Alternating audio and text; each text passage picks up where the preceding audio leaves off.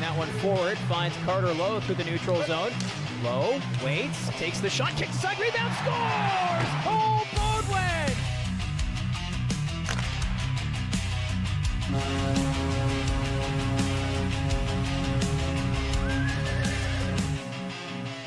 Welcome to the Peterborough Memorial Centre for tonight's game between the Barrie Colts and the Peterborough Petes. I'm your host, Mike Poirier, joined alongside Gene Pereira and Josh McCann. We had a bit of a hiccup before the game. We weren't sure if we were actually going to be able to broadcast from this vantage point, but here we are. So if something happens during the game... If you see us dragged out of here, you know what happens, but we weren't sure we had this...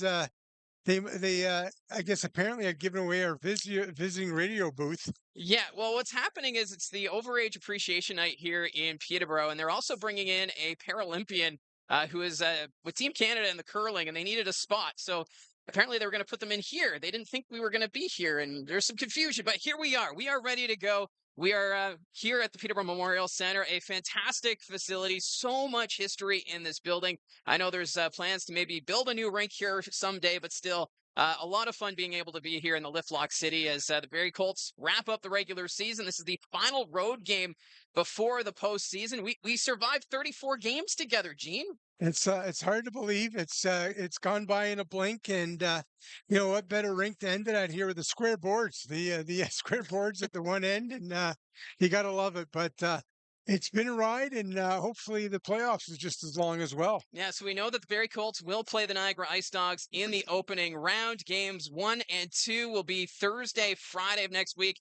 And the Niagara Ice Dogs have just confirmed that games 3 and 4 will be Tuesday, March 31st and Thursday, April 2nd. So mark that on your calendar for Barrie Colt fans so you'll know that when games 1 through 4 will be now. So the playoffs are almost here, and that's what everyone's starting to talk about for the Barrie Colts fan base because they know who the opponent's going to be, and they're still resting some players here. It's that load management before we get to the postseason.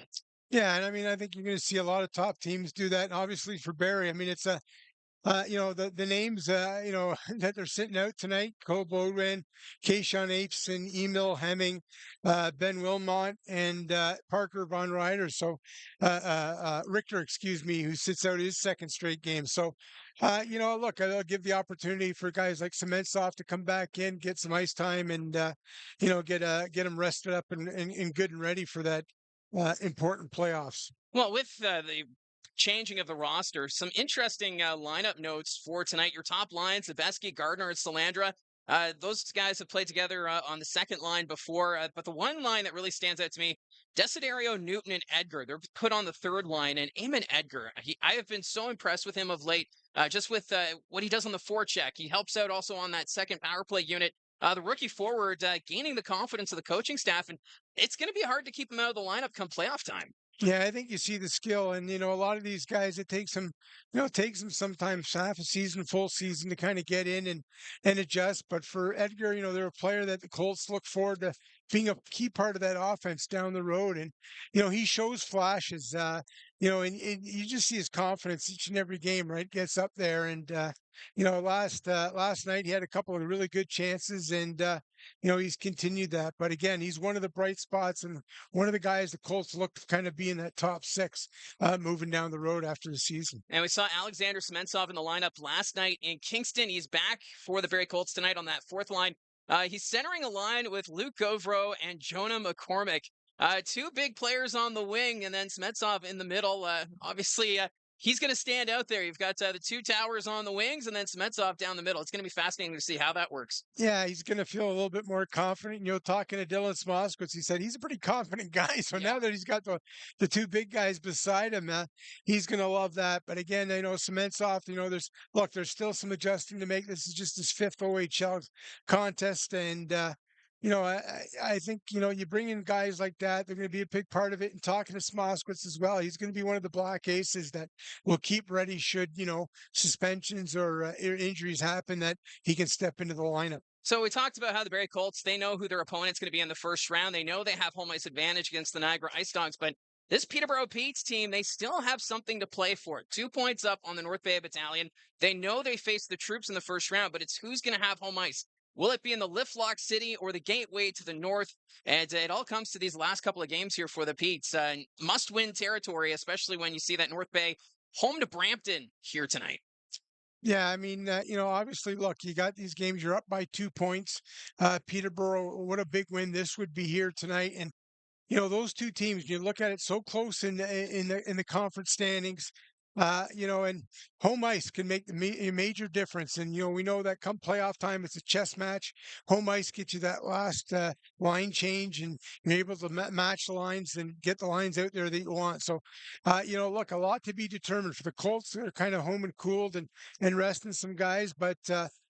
Peterborough is going to be ready, much like Kingston was last night. And the Petes also have a familiar name for Colt fans, Kieran Walton. He was the big pickup at the OHL trade deadline.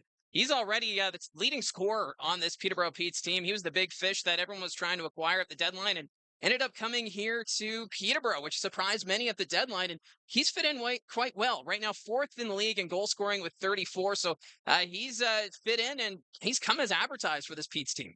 Yeah, look, I mean, this guy can put the puck in the net. Obviously, he's a big body, and out there for Sudbury is a key part of their offense for so many years, and comes with a chance now to win. And look, it's a bit of a surprise, but Peterborough is willing to pay the price to get Walton, and that's a big time addition for them.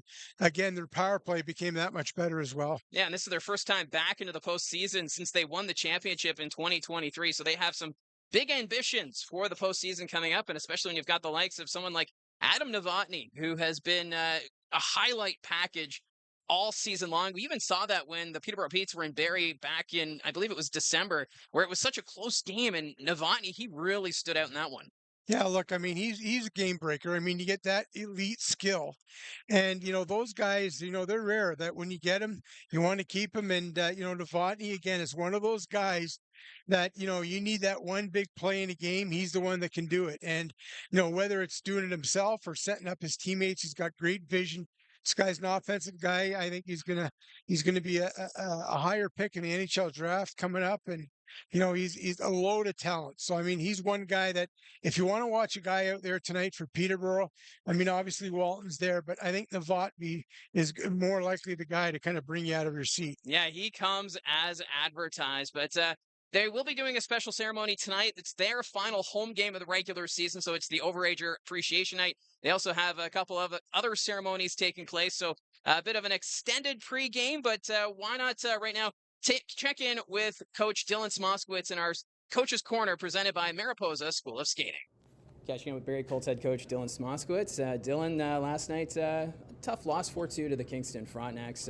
Obviously, that was a team battling for playoff positioning still, but for you guys, how did you feel about that one? I didn't like our game. A tough loss is something where you play well and the bounce don't go your way, but that was just a loss. We didn't play well, didn't deserve to win that game. We had some guys out. You're gonna have some more guys out today, but just because of that, again, there's no excuses here. We're a deep team, and we got a bunch of guys who are more than capable of getting the job done. So I'm looking forward to watching us get the job done today. And again, another team, the Petes, trying to figure out playoff positioning as well. So this is going to be a pretty hungry and desperate team today. Oh, for sure. I mean, if I was them, I'd want home ice too. It's going to be huge. It's a 4 or 5 matchup that they're going to find themselves in. So, most of those matchups do go the distance, or at least to 6 or 7 or 6 games. So, if they can get an extra game at home, I'd be wanting to fight hard for that. So they got a full lineup in, and our guys understand that. Our guys understand that this is not a mail-it-in game. If it is, or if our guys don't come out ready to rock, it's going to be a long night for us. So, looking forward to watching our guys tonight and kind of seeing some more guys get different roles and elevated roles. But again, depth matters in the playoffs, and we want to make sure and we want to feel good about our depth going into the playoffs, and tonight's a really good test for those guys. And now, once you pass this game, it's all Niagara Ice Dogs. That's going to be your opponent in the playoffs. How do you feel about preparing for just one opponent now with the postseason around the corner? Honestly, it's a lot of fun. It's a lot of fun for a coaching staff. You get to prepare for your opponents throughout the course of a season, but you're always kind of trying to get ahead of the game. So you're thinking about the next. But when there is no next, because you don't know if there is a tomorrow, and it's all your effort and all your focus goes into one team, the different conversations and the chalk talk in the coach's office, it does become, that's what we live for. That's why we do it.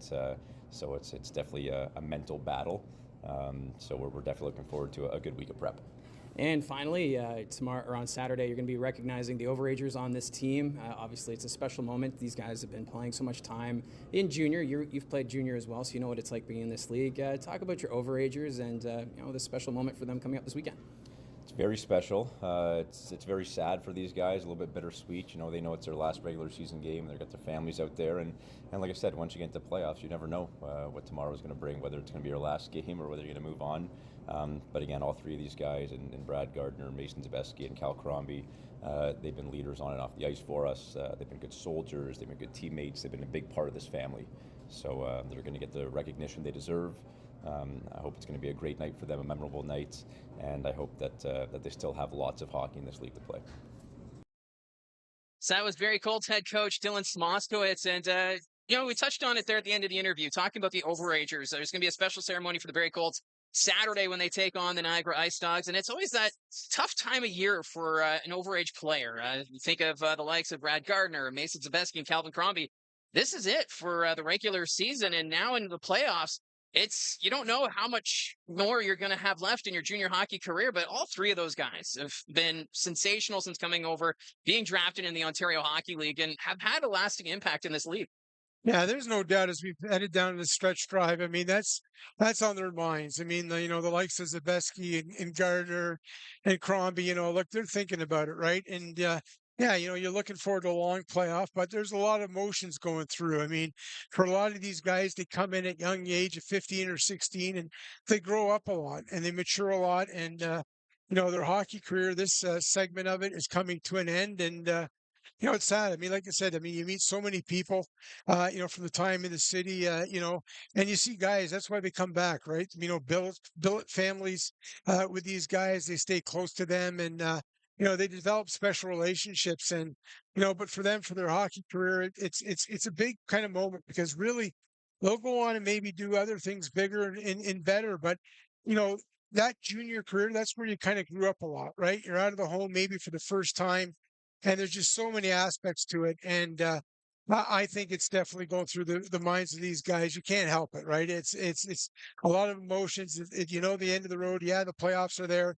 But for the regular season, this is it. And it's just great to see these teams pay tribute to these guys. Well, even for the Peterborough Petes, Matthew Soto is one of the overagers for them. He spent most of his career with the Kingston Frontenacs, and there's actually a large contingent of Frontenac fans. We saw them here during warm-up, and it just goes to show how much of an impact, the billet families have, and just the relationships that you build over your 5-year tenure in the Ontario Hockey League. It means so much. And, if you think of a guy like Brad Gardner, too, we've really gotten to know him a little bit more being on the road this season, and just how much of an approachable guy he is, and, just how friendly he is, and what he means to both the Ottawa fan base and the Barrie Colts. Look, teams do such a good job at trying to get out the community, whether it's to the schools, get out. You see the programs that take them out to the schools, signing autographs for the fans, skates out there, that going on the ice with, you can skate with the Colts. All those things that, where chance gives the fans an opportunity to meet these young guys, and, they develop those relationships and they don't forget it. I mean, you want to go back. I remember Luch and Sato in the early years, and Luch, the one thing with Luch is he always kind of got it, and even at that young age, he told me, look, I'm not like, I see fans, and he had the big Luch sign and he can hear the Luch, and he says, like, it's never going to be bigger for me. I know I'm not going to end up making it in the NHL, and it's, and I'm fine with that. And it's just talks to how special the relationship that Luch had and a lot of these guys have with the community and the fans. So the Barrie Colts, they will be doing that special overage tribute Saturday night at Saddlein Arena when the Barrie Colts take on the Niagara Ice Dogs. So that'll be a special occasion for that. But the teams are now coming on the ice, getting ready for this one. They've got the sparks flying as the player introductions are underway for the Peterborough Petes. Easton Rye leading them out. And it just, when you think of the Peterborough Petes this season, Easton Rye is someone who stands out. He's played so many games this season. And, that's the thing with Peterborough. It's okay, if Easton Rye goes down, that's going to be a problem for this team. So he is like the MVP of this squad this season. If you look in Easton Rye's net, tucked in there's a couple of pillows. I think some again, some sheets, bed sheets, and so on. He's just been in that net so much, and it speaks to volumes. Hey, these guys love to play, right? Well, you want to play, you're going to get to play. And, what a job he's done. And he's been a big factor. He's been so good for these Peterborough Petes, despite the heavy workload. Yeah, so the Pete's happy to be back into the playoffs, and this is a fan base that is, they live Peterborough Petes. This city is all about so much passion. We were even just down at Lansdowne Place down the street, and I don't know if you noticed it, but there's several people just walking around in Peterborough Pete's gear. Like it's amazing just to see how much this community embraces this team. And and I go on about like OHL fans, you got to get out in some of these visiting rinks, and Peterborough, you want to talk about tradition, like the Red Sox, the Yankees type thing. You get out here and I mean the long tradition and Eric Stahl, Steve Eiserman. I mean the names coming out of here are just outstanding through the years. And these fans have a great and deep education with the Ontario Hockey League because they've been around so long. And it's one of the truly best traditional places you can come see a hockey game here in Peterborough, even with the square boards. Yeah, I love the square board touch. I kind of wish more rinks had that kind of home ice advantage. We used to have that with Belleville, with the Olympic-sized ice. When you played the Bulls, you knew that you had to change your game plan. But yeah, it's a great facility here, the PMC. They even have the Sports Hall of Fame. Josh and I were hoping to go over there, but because of things that were happening pre-game, we never got a chance to go over there. But there's just so much history here. And that's what makes junior hockey so special, that you can go out and see these communities and how junior hockey has been able to flourish. It'll almost be kind of too bad when they do build a new arena, losing all this history, but they're going to probably take some of this over to that new facility if and when they build it. Yeah, certainly. I remember too when they renovated this rink, which is how old I am. You go back again, but look, I mean, there's a lot of talk, and I think when they look back, they probably should have built a brand new arena then. And at the time too, they didn't kind of dig into the ice at the time. They had to do that later, and it created some scheduling conflicts for the lacrosse team here and the hockey team. But again, it's just such a great hockey community, and I think they're going to get a new rink. And but again, if you want to come, I remember the old press box. You'd have to go up there, and I swear it was plywood we were walking on, and you could see down to the ice. And I thought, one of these days we're going right through it, But again, I mean, they've done. I mean, look, I mean, they made some improvements certainly with a renovation here, but I think a new rink coming down the road. He's such a great hockey community. Will just be excellent. Yeah, so we'll wait and see. I know Peterborough City Council's been talking about it, so we'll have to see when and if the new arena is built. But right now they are doing the player ceremonies for the overagers of the Peterborough Petes. James Petrovsky just being recognized, and Colts fans quite familiar with Petrovsky. He spent all those years with the Owen Sound Attack organization. He was traded to Peterborough at the start of the season, so it's a lot of familiar names and faces, and right now the Peterborough Petes taking that time to honor some of these players. Yeah, and even a guy like Petrovsky who's out in the Western Conference, but because Barrie in that Highway 26 rivalry, the schedule, they play this so much, so familiar, and again, these veterans, they become such big, important parts in so many different ways. Like a guy like Calvin Crombie, coming from Brantford with Barrie. I didn't know a lot about him, and I didn't know much about his game. And we've watched him night in, night out. And you talk about a warrior and a guy that really wants to win. And Marty Williams had told me, you're gonna love this guy.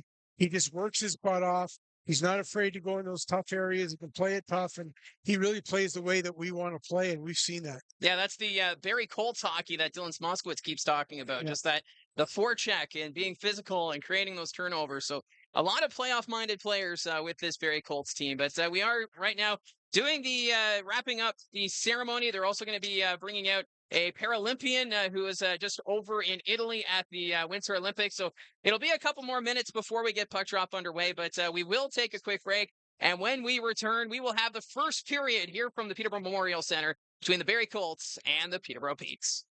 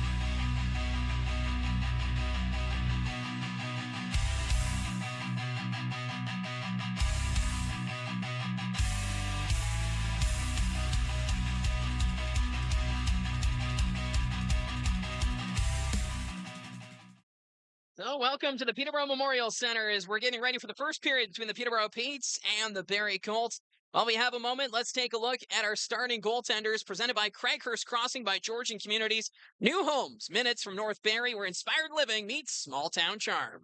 We'll start with the visiting Barrie Colts.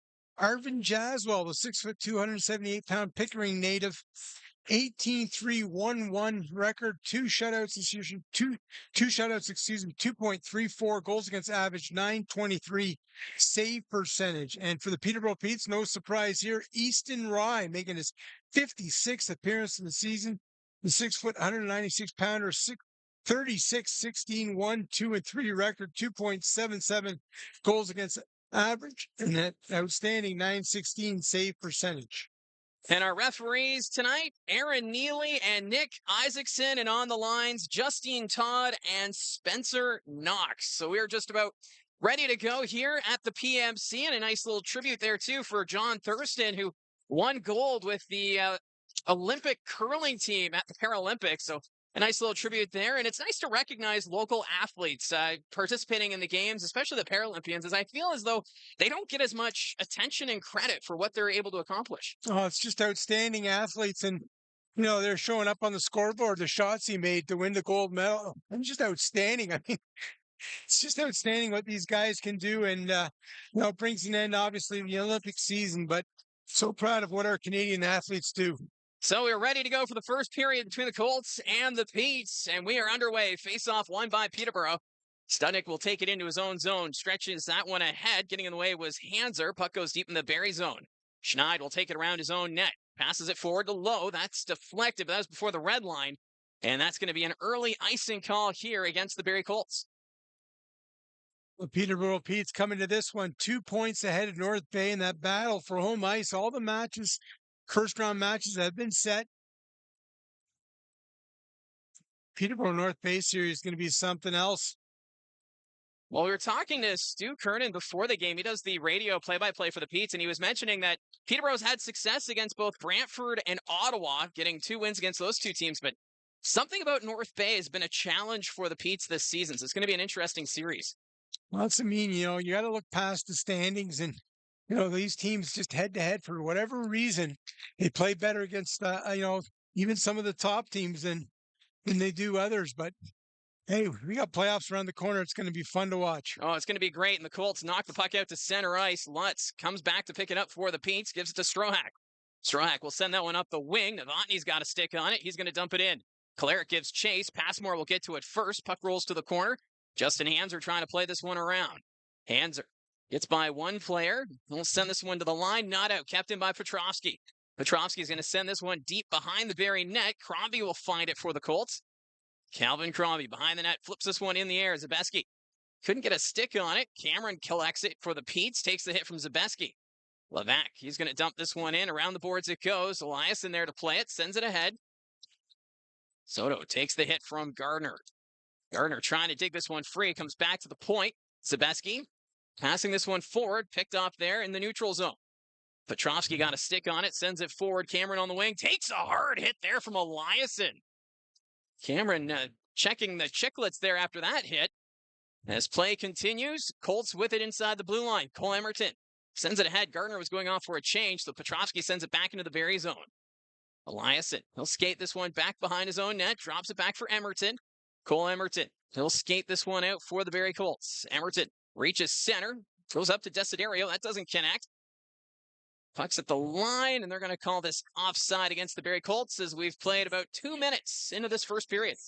And from the Barrie Colts, Dylan Smoskowitz resting some of his big guns tonight. Von Richter, Aitchison, Wilmot, Hemming, and Bodman out. And, you know, he said, look, he goes, you know, that we've earned that, right? We've been able to put together a good season, and, you know, that allows you to rest up some guys with the playoffs just around the corner.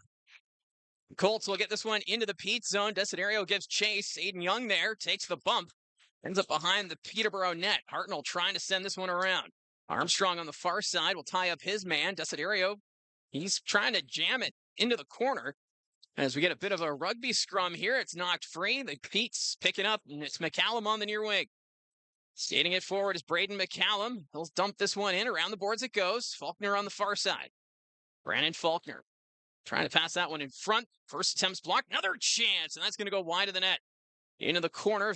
Vader reaching for it. Takes down his man. There's a big collision. Colts get it again. Ethan Armstrong sends it back to Vader behind the Barrie net.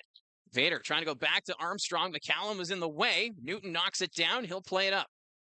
That's going to roll down the length of the ice, and that's going to be icing against the Colts. As we'll bring this faceoff back, and right now, still looking for our first shot of the hockey game, and we're almost 3 minutes in.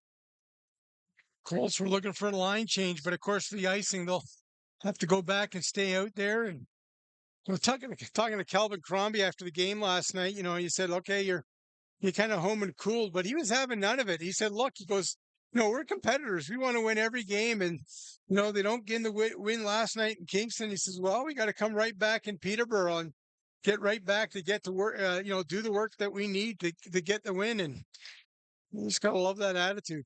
Puck ends up on the Barrie bench, so we'll get a whistle. So that's one way to get the line change for the Barrie Colts, and they'll bring this one back. But even, with the way the schedule is right now, with the playoffs around the corner, as you mentioned, these players, they want to play, and it's not like they want to be taken out. So it's got to be tough here for Dylan Smoskowitz when you've got competitors like Bodwin and whatnot who want to be on the ice, but the load management is important here with the playoffs looming. Yeah, you got to do it. I mean, it makes sense. I mean, you're not going to go anywhere in the standings. And, as well, too, I mean, Dylan said from the aspect of just getting these young guys some ice time and getting ready. They're, if you're looking for a long playoff run, you need that depth and you need those guys to be ready just in case there's a suspension or an injury. And the fourth line right now out there for the Colts, Sementsov along with McCormick and Govro. As the Petes send it deep, Hanser back to play it. Hanser takes the hit, puck's loose. McCormick will collect it now for Barrie. Jonah McCormick through the neutral zone, weaving his way, goes to Passmore. Passmore with a shot kicked aside by Rye, ends up at the blue line. Eliason sends it forward, bounces off the end boards. The Petes will get to it. It's bouncing behind the Peterborough net. Petrovsky will find it, and he'll flip this one down the ice. Hammond couldn't get a stick on it. Colts collect it. Peterborough making a line change. One strange thing about this arena is how the benches are on opposite sides of the ice. So it's just another uniqueness of the Peterborough Memorial Centre. As the puck's at the Peterborough blue line, Crombie trying to keep it in the zone. Here's a chance for Carter Lowe. Lowe on the near side, takes the shot, blocked by Lutz. Puck goes behind the net. Lutz continues this one around. He comes back for it. He's able to recover. That pass deflected by Schneid. Eliason in his own zone, up ahead to Lowe. He's going to chip this into the Pete's end. Lutz back to play it, puts it off the end boards. Hartnell on the far side. Gets this to the line, not out. Lowe kept it in momentarily. Here's Lutz now in the neutral zone. Lutz will dump this one in. Goes to the corner, Schneid after it. Emerton got a stick on it, puts it into the corner. Eliason throwing a big hit. The Colts, though, can't get it out. There's a shot from the point. Lutz gets it again in the corner. In front, deflected, and that stays out. What a chance for the Petes, but that went behind Arvin Jaswal and wide of the net.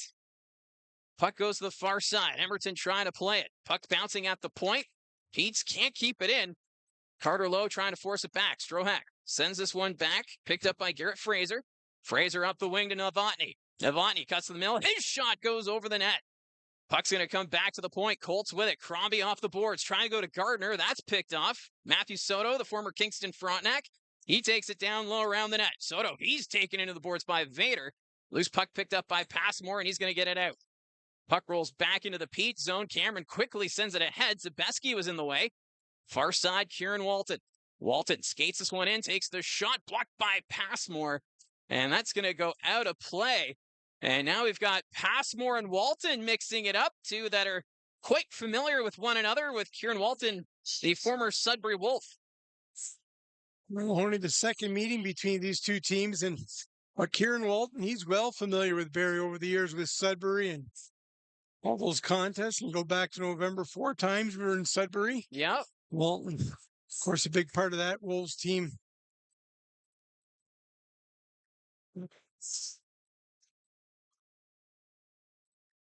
So no penalties out of that altercation as cooler heads prevail. Walton's going to stay out there.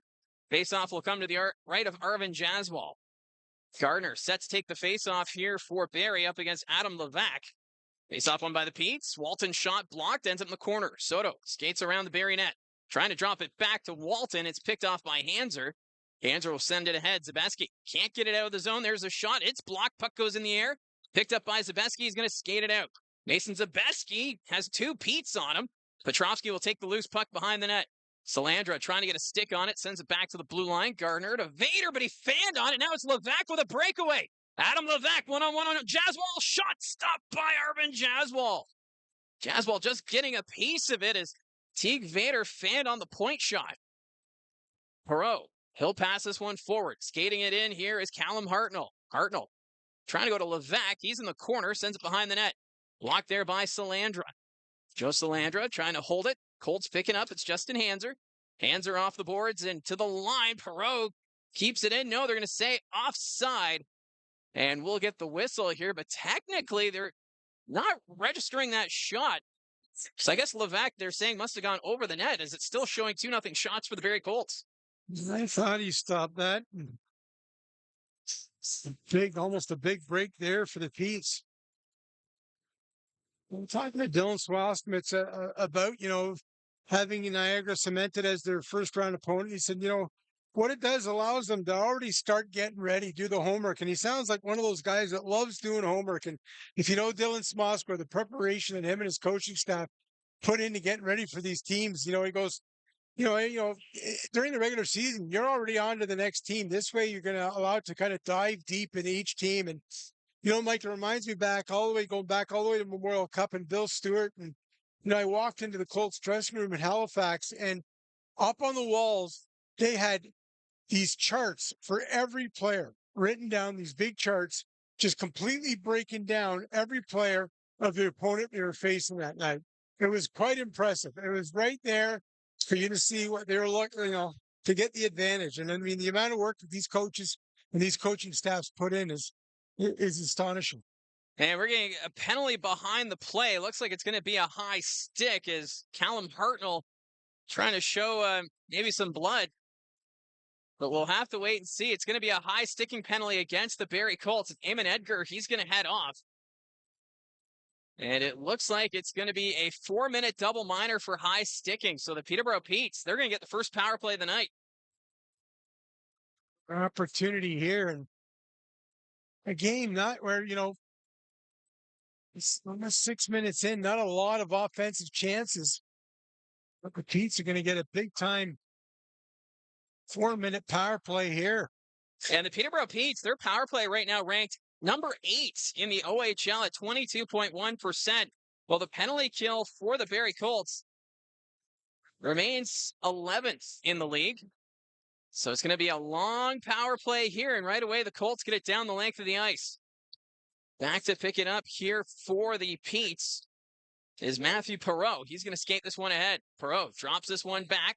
Soto through the neutral zone, drops back to Levac. Levac sends it across to Walton. Kieran Walton along the boards, puts it behind the net. Loose puck picked up by Gardner, and right away gets it down the length of the ice. And for the Colts, their penalty kill right now 11th, operating at 78.1%. It's an area that has been improving as the Petes move it up. Soto across to Young. Young skates this one in for the Petes, trying to go up the middle. Back to Levac along the near boards. Adam Levac sends it around. Walton on the far side. Holds onto it. Skates this one forward. Walton going behind the Colts net. He'll skate this one around. Walton still with it. Back to Perreault at the point. Walton gets it again. Takes the shot. Stopped by Jaswal. Puck's in the slot. And the Colts are able to get this one out. Power play now down to 2:52 here for Peterborough. And now the Petes are making a line change. There's confusion, and they end up icing the puck. Good start to this penalty kill for the Barrie Colts. Able to get really not much play in their own zone. And that time, a nice job by the defense there. Jaswal makes the stop and that rebound, but it's the Colts defense right on top of it. Get that puck out of the zone. And this penalty kill, it's been 11. It's been pretty much well there for about 3 months now. If you look at it, it really struggled early in the season, was near the bottom, and it's been much better here through this, but it's been fairly consistent in that mid-pack range. And the Colts penalty kill getting the job done so far with Eamon Edgar in the penalty box. Still 2:43 to work with for the Petes as they set up behind their own net. Petrovsky comes back to pick it up. James Petrovsky, the former Owen Sound attack, skates through the neutral zone, near side of McCallum. McCallum puts it across, but get a whistle here. I think it's going to be for offside. a pretty quiet whistle. I didn't even notice it. I didn't hear it. No, I didn't hear either. I did not hear a whistle. Apparently the players did. Well, there we go. Well, the referee behind was just putting his arms up, getting everyone to stop. But anyways, face off outside the Colts blue line, and right away, Schneid gets down the ice. Easton Rye's going to put it off the end boards. Petrovsky picks it up in the corner as the Pete's still working on the power play. Drops this one back. Skating it up is Novotny. Adam Novotny up to McCallum, puts it across, deflected. There's the shot wide of the net. McCallum on the half boards. Sends this one down low as the Pete's moving around. Here's Novotny, but he can't hold it at the line. Puck got by him. Schneid trying to get to that loose puck, but Novotny able to recover. Sends this one across. Picked up there by Lutz. Lutz to McCallum across, but not able to get there in time was Kolarek at the blue line. Novotny passing this one to Petrovsky. James Petrovsky puts it down low at the point. Novotny. Novotny waits, fires, stopped by Jaswal. The puck bobbled a little bit on him, but he's able to cover it up. Obviously, a lot of teams were busy at the trade deadline in Peterborough. Now, they made some, quiet but pretty good acquisitions. Obviously getting Matthew Soto from Kingston, bringing him over, and the guy that can fit on your top line. And Kieran Walton, of course, was the big acquisition there, another big-time scorer. They had a lot of offensive punch, and Petrovsky, a veteran defenseman back there. And again, just continue to add key parts to this team. And it's all about depth come playoffs. I mean, you're playing every second night pretty much. And this Pete's team right now trying to get home ice advantage as Jaswal makes another save. Walton gets it on the near boards. He'll put it back to Perreault at the point. Perreault sends this one across. Walton gets it again, trying to keep it away from Jaden Newton. Walton puts to the corner. Walton gets it again. Pete's just moving this one around. Here's Perreault at the point. Passes this one across. Collecting it there was Levac. Levac going back to Perreault. Down low in front. Soto stopped by Jaswal. They jam at it. Puck's loose. And the Colts are able to get this one out. 1:05 left in the penalty to Edgar, as it was a 4-minute double minor. But the Colts, that penalty kill, it's been getting the job done early. Skating it up. That's Aiden Young. Young into the attacking zone. Blocked by Gardner. Puck rolls to the far corner. Lowe takes down Soto. Play continues. Hanser, he's just going to send this down the length of the ice. The Barrie Colts keeping things simple. We're approaching the midway point of the first period. Still no score to report here between the Colts and the Pete's. Here's Cameron on the wing. Turning it around, Carson Cameron. He'll send it to the corner. Cameron gets it again to the net. Backhand, stopped by Jaswal. Puck sitting there. Colts get it to the line, not out. Kept in by Novotny. Novotny takes to the corner. He'll peel back. Novotny looking at his options towards the net. Poked there by Jaswal. Side of the net. Knocked away there by Eliasson. And the Colts able to bail out their goaltender, but the Pete's putting on more pressure. It's Petrovsky to the net, kicked aside, rebound, and the Colts can't get it out. It's at the line. Kept in by Cameron. Cameron to Petrovsky. Petrovsky down low. The power play has expired. Edgar is back on the ice. More pressure here. Novotny trying to tuck it to the nets, and Jaswal able to cover it up. As it took Peterborough a while to get this momentum going, but in the end, they just couldn't get it through Arvin Jaswal. There's a couple of, really with about 30 seconds left, all of a sudden they had the Colts pinned in their zone, and a couple of times that puck, that scramble in front, and Pete's just couldn't get a stick on it. And fortunately for Barrie, they were able to kind of, that last 30 seconds, not able to get it out of the zone, but clear it from the front of the net. So some great work on that penalty kill. Shots now 7-2 in favor of the Pete's. Colts are going to get this one down the ice. McCormick couldn't get a stick on it. Strohak, he turns it over, gives it to Sementsov. Sementsov shot blocked by Fraser in front. As Alexander Sementsov, he was given a gift right up the middle, but couldn't finish it. Oh, what an opportunity for the Colts' first-round pick, playing his 5th game tonight, and gets the puck right in the sun. You can see he's still looking up at the rafters and still looking for his first OHL point. And what an opportunity there. Oh, he was so close to getting that first goal, but getting a leg in the way was Garrett Fraser. So we'll get this face-off now to the right of Easton Rye. Sementsov's going to take the draw up against Brett Hammond, the former Erie Otter. Face-off won by the Pete's. Perreault behind the net. Govro couldn't hold on to that. Loose puck. McCormick after it. Jonah McCormick along the boards. Sends this one back to Govro in the corner. He's tied up by Hammond. Govro kicks it to McCormick. He's going to go back behind the Peterborough net, taken there by Hammond. He's going to skate it out now for the Petes. Sementsov trying to get in the way of Hammond. Hammond will force his way into the attacking zone. There's a collision there as Hammond was dumped, and then another hit as Vader was run over, and that's going to be a penalty against the Petes. And now we got a scrap behind the play. Armstrong standing up for his defense partner.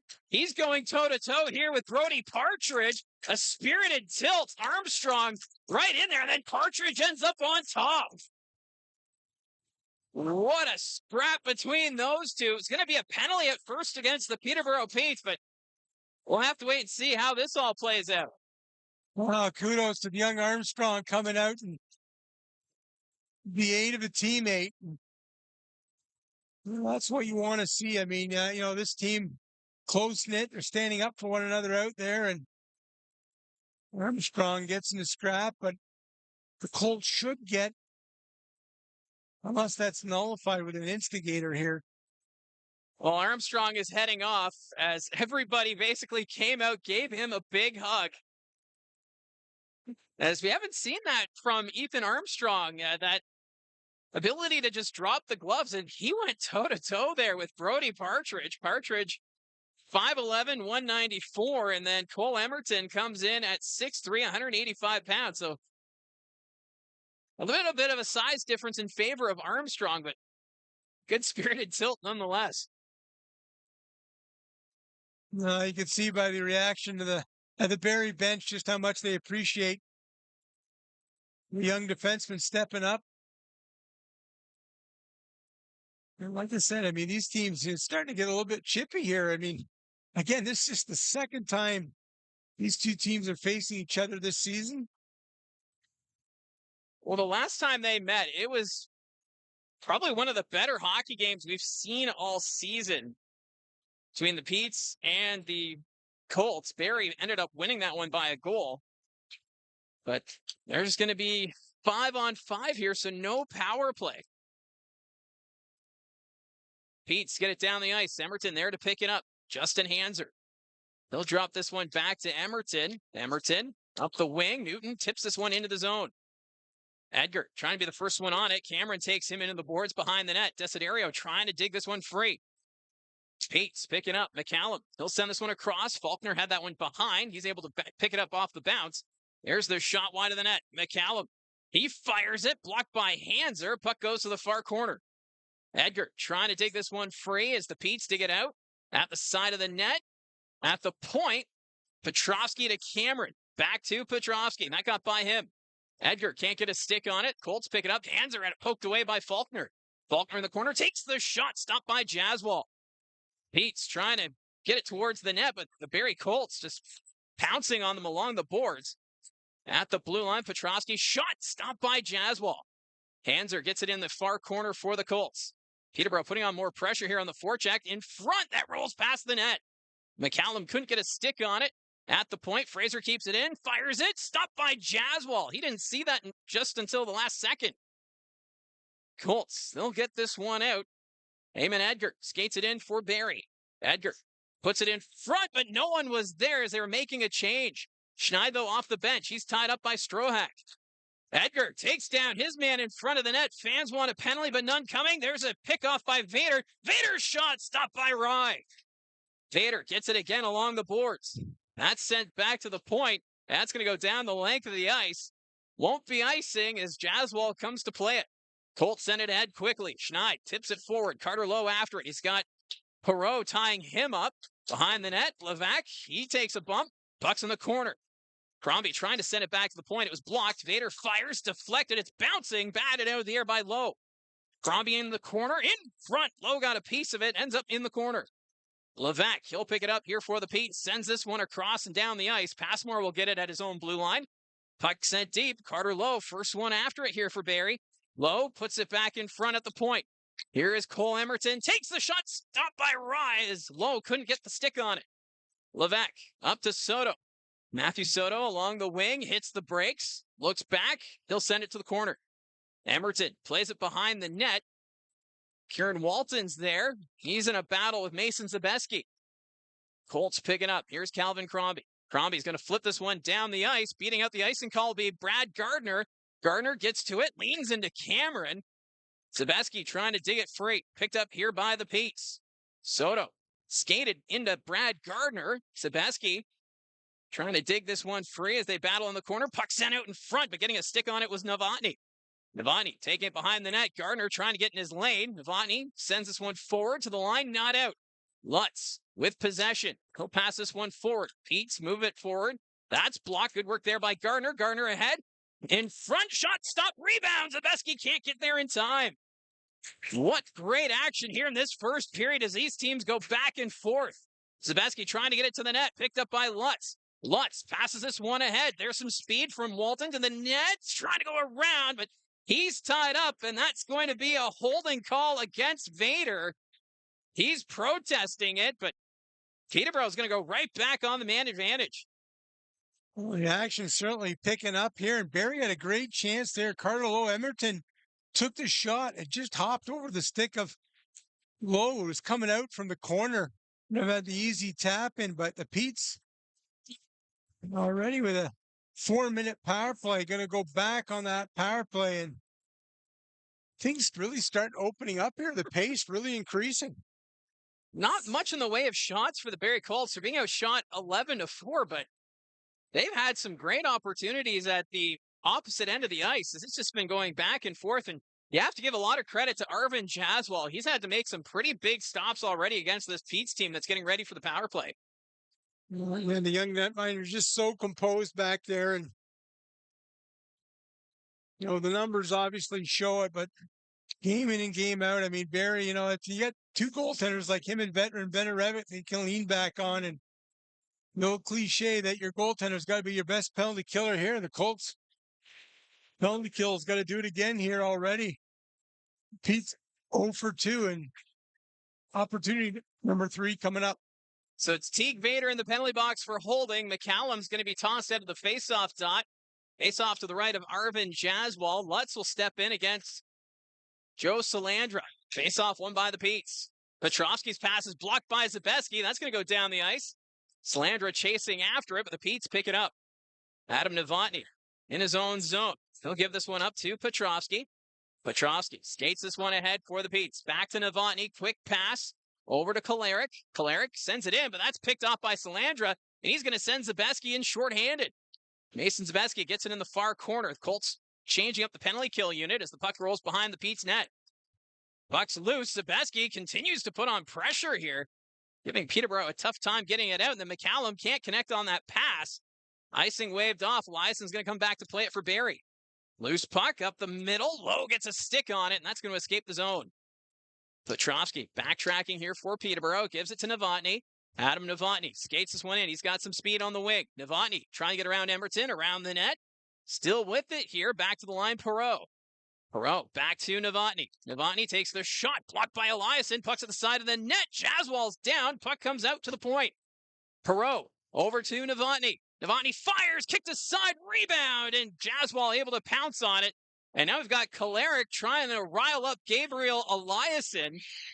Bit of a height difference between those two, but nothing more will come of that. You just notch Novotny and just dancing there on the outs along the boards there, and that ability to kind of ramp up the speed, and he's just so creative and so dangerous. And that time the shot, you can see him going for the far corner. Jaswal gets out the right pad, and then they're able to haul that in with a couple of maroon jerseys right on the doorstep. So face off to the left of Jaswal with 49 seconds left on the power play for Peterborough. Levac's going to take the draw as Jaden Newton's tossed out. So in steps Calvin Crombie.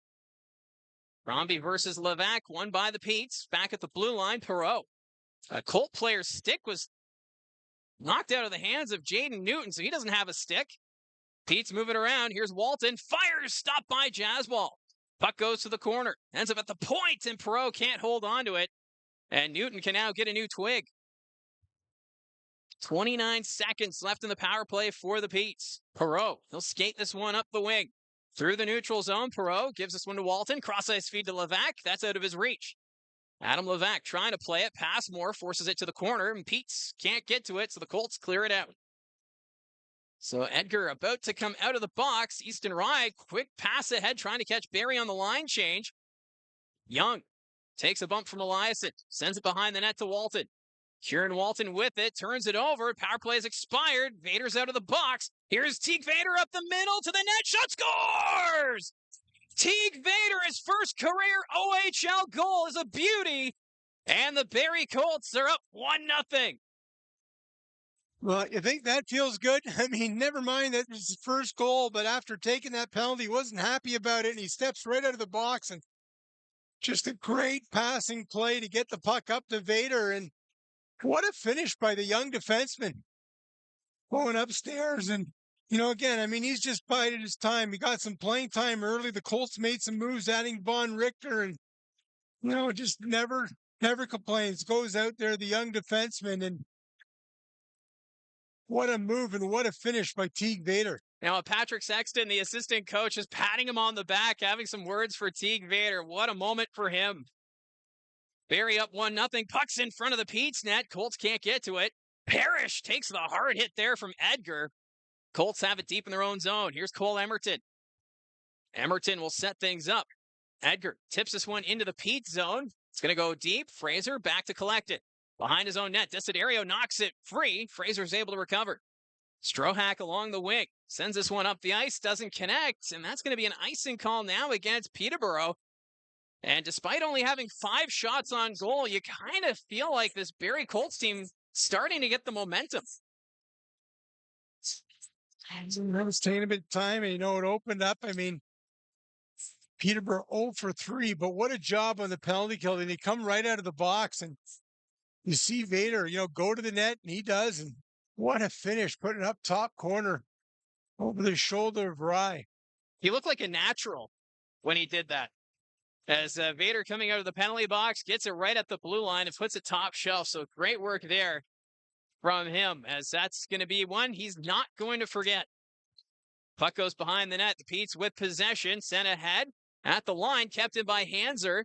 Hanser will send this one deep. Sebeski behind the net, tied up by Strohack, comes back to the point, but Vader couldn't keep it in the zone. That's going to sail down the length of the ice. 2 minutes remaining now in this first period. Teague Vader, the goal scorer for Barrie.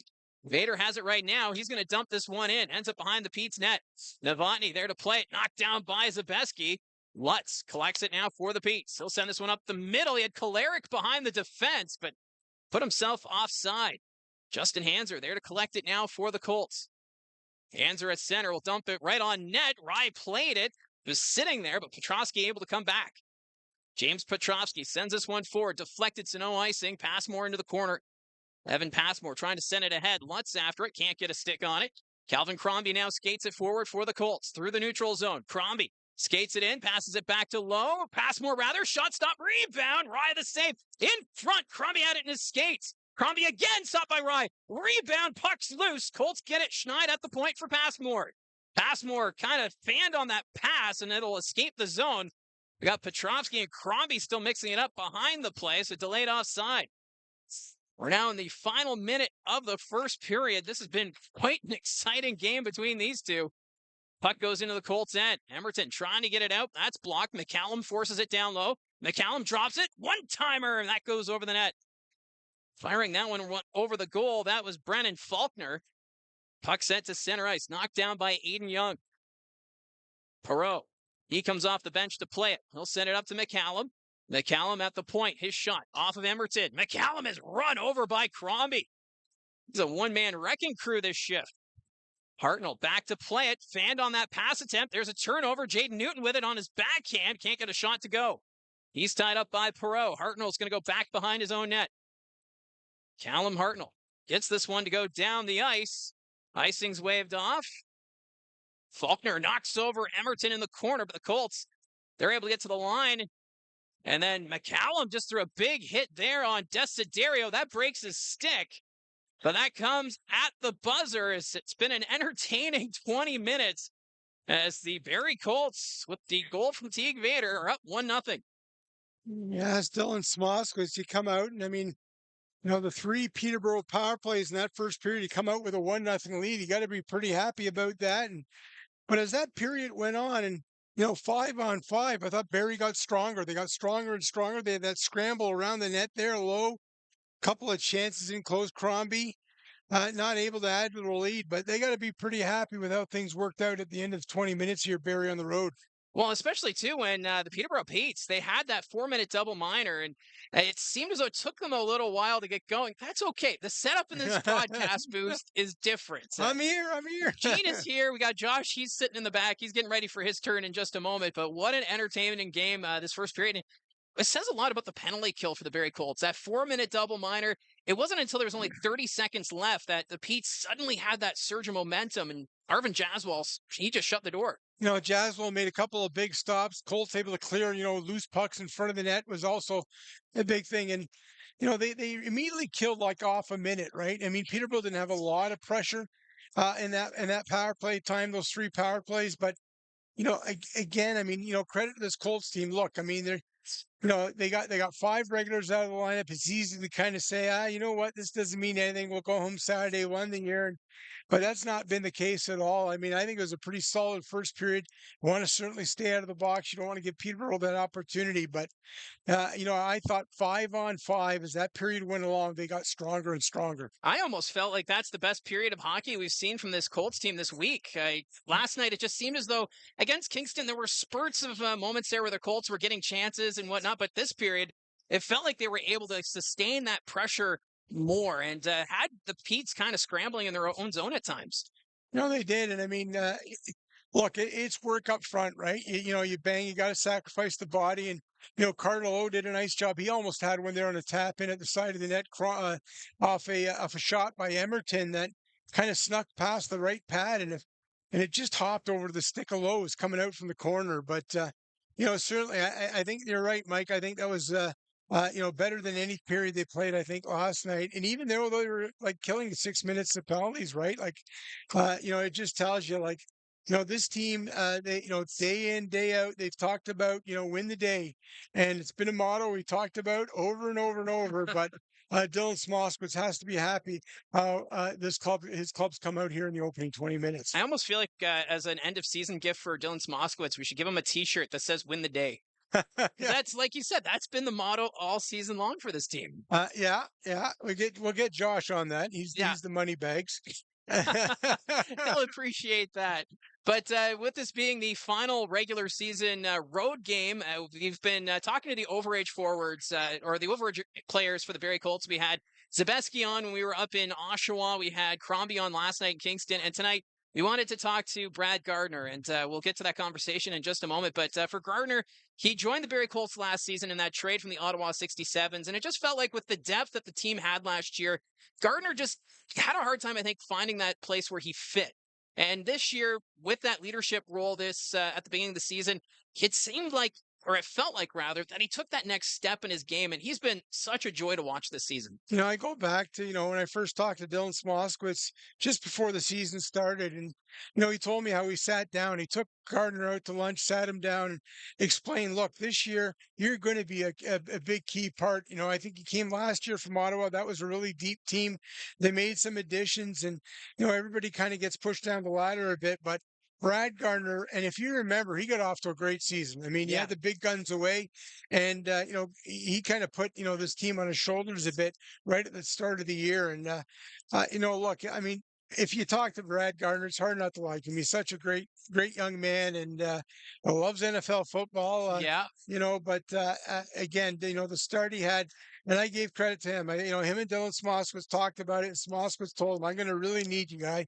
I'm going to need you, guy. And he's delivered. He's come through for Dylan Smoskowitz in a big way, the 30 goals and again, just, being a key figure on the penalty kill.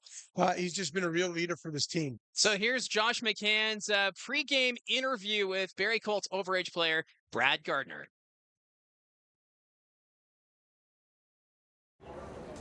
Joined by Colts forward Brad Gardner. Brad, you're into the final 2 games of the season. How are you guys feeling right now? I know obviously a lot of guys out of the lineup tonight for rest, but obviously still mentality, no excuses, got to win. Yeah, I mean, obviously always a good game against Peterborough. It's, me and Zeb were talking about our last time playing in this rink potentially unless we see them in playoffs. But, I think, it's a good opportunity for lots of other guys to step up.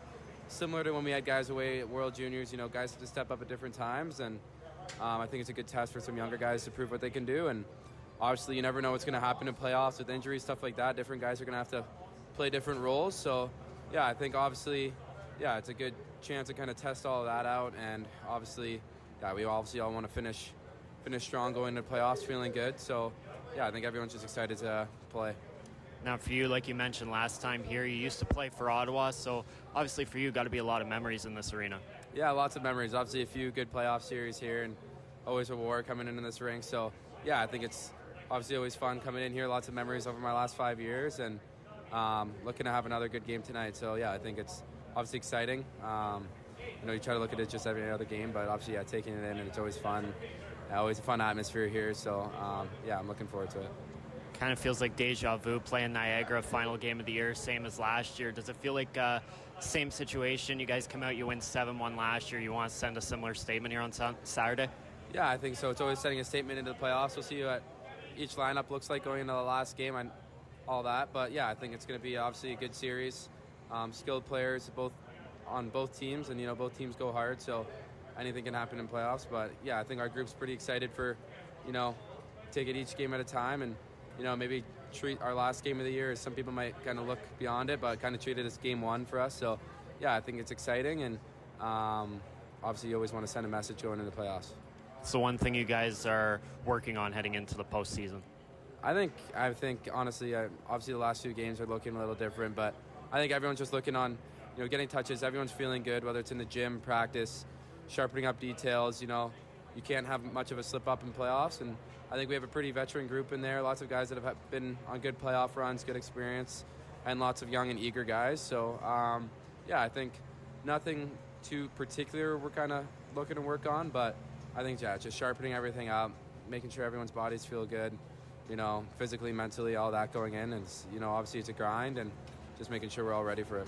Now, we've been talking to the overagers this week. For you, looking back on your OHL career, what are some of the big memories and moments you can remember?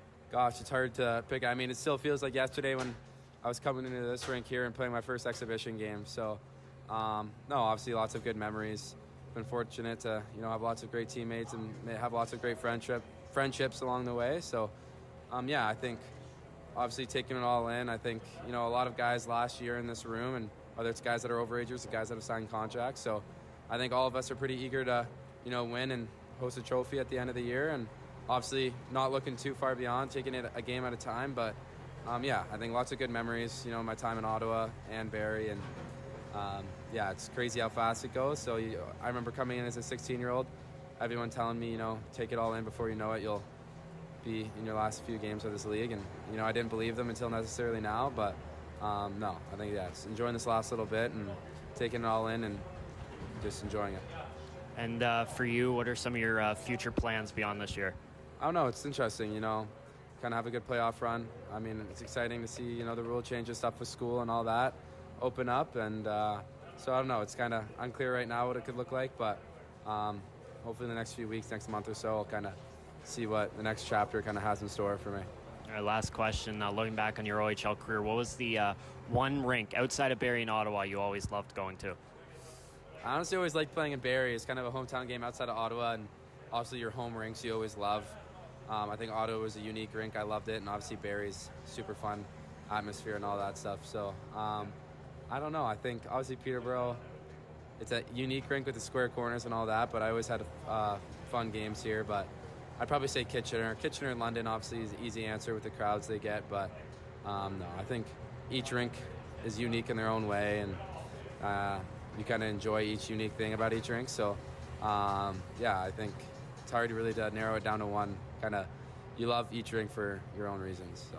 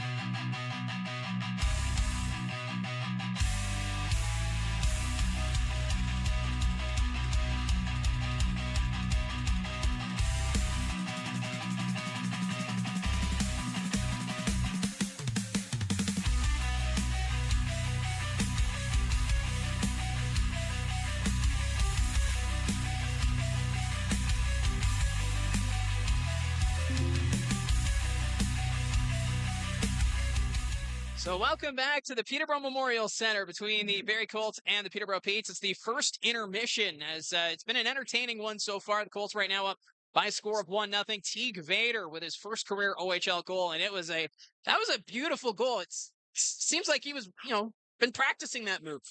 Yeah, I mean, just, sometimes look at the timing, right? He comes out of the box and, it's a nice setup by William Schneid to look up and spot him and puts it right on the tape. And then what a finish, right top corner. And, what an exciting moment from the young player. And it brings me back because you see a lot of these rookies just over the years. Alex Hutchings was another guy that I think he scored against Peterborough as well late in the season. A couple of games remaining, got his first OHL goal, went on to score 40 plus. And, for Teague Vader, young guy, comes in and gets his first one here. An exciting moment for him. And, one that you can truly say like a highlight reel goal, right? Well, we were already watching the replay of it here once we were here in the intermission, but we do have the chat up and running. So if you want to take part in the conversation, if you want to just, if you have a comment or a question you want to ask, you can put it there. But let's take a look at the out-of-town scoreboard. Just one other game of note, and it's very important here for the Peterborough Petes because the North Bay Battalion are in action. And right now, they're up 2-0 on the Brampton Steelheads. Ryder Cali and Nick Wellenreiter, your goal scorers. But if this holds up, the North Bay Battalion could catch Peterborough with a couple games remaining. Well, still fighting it out, right?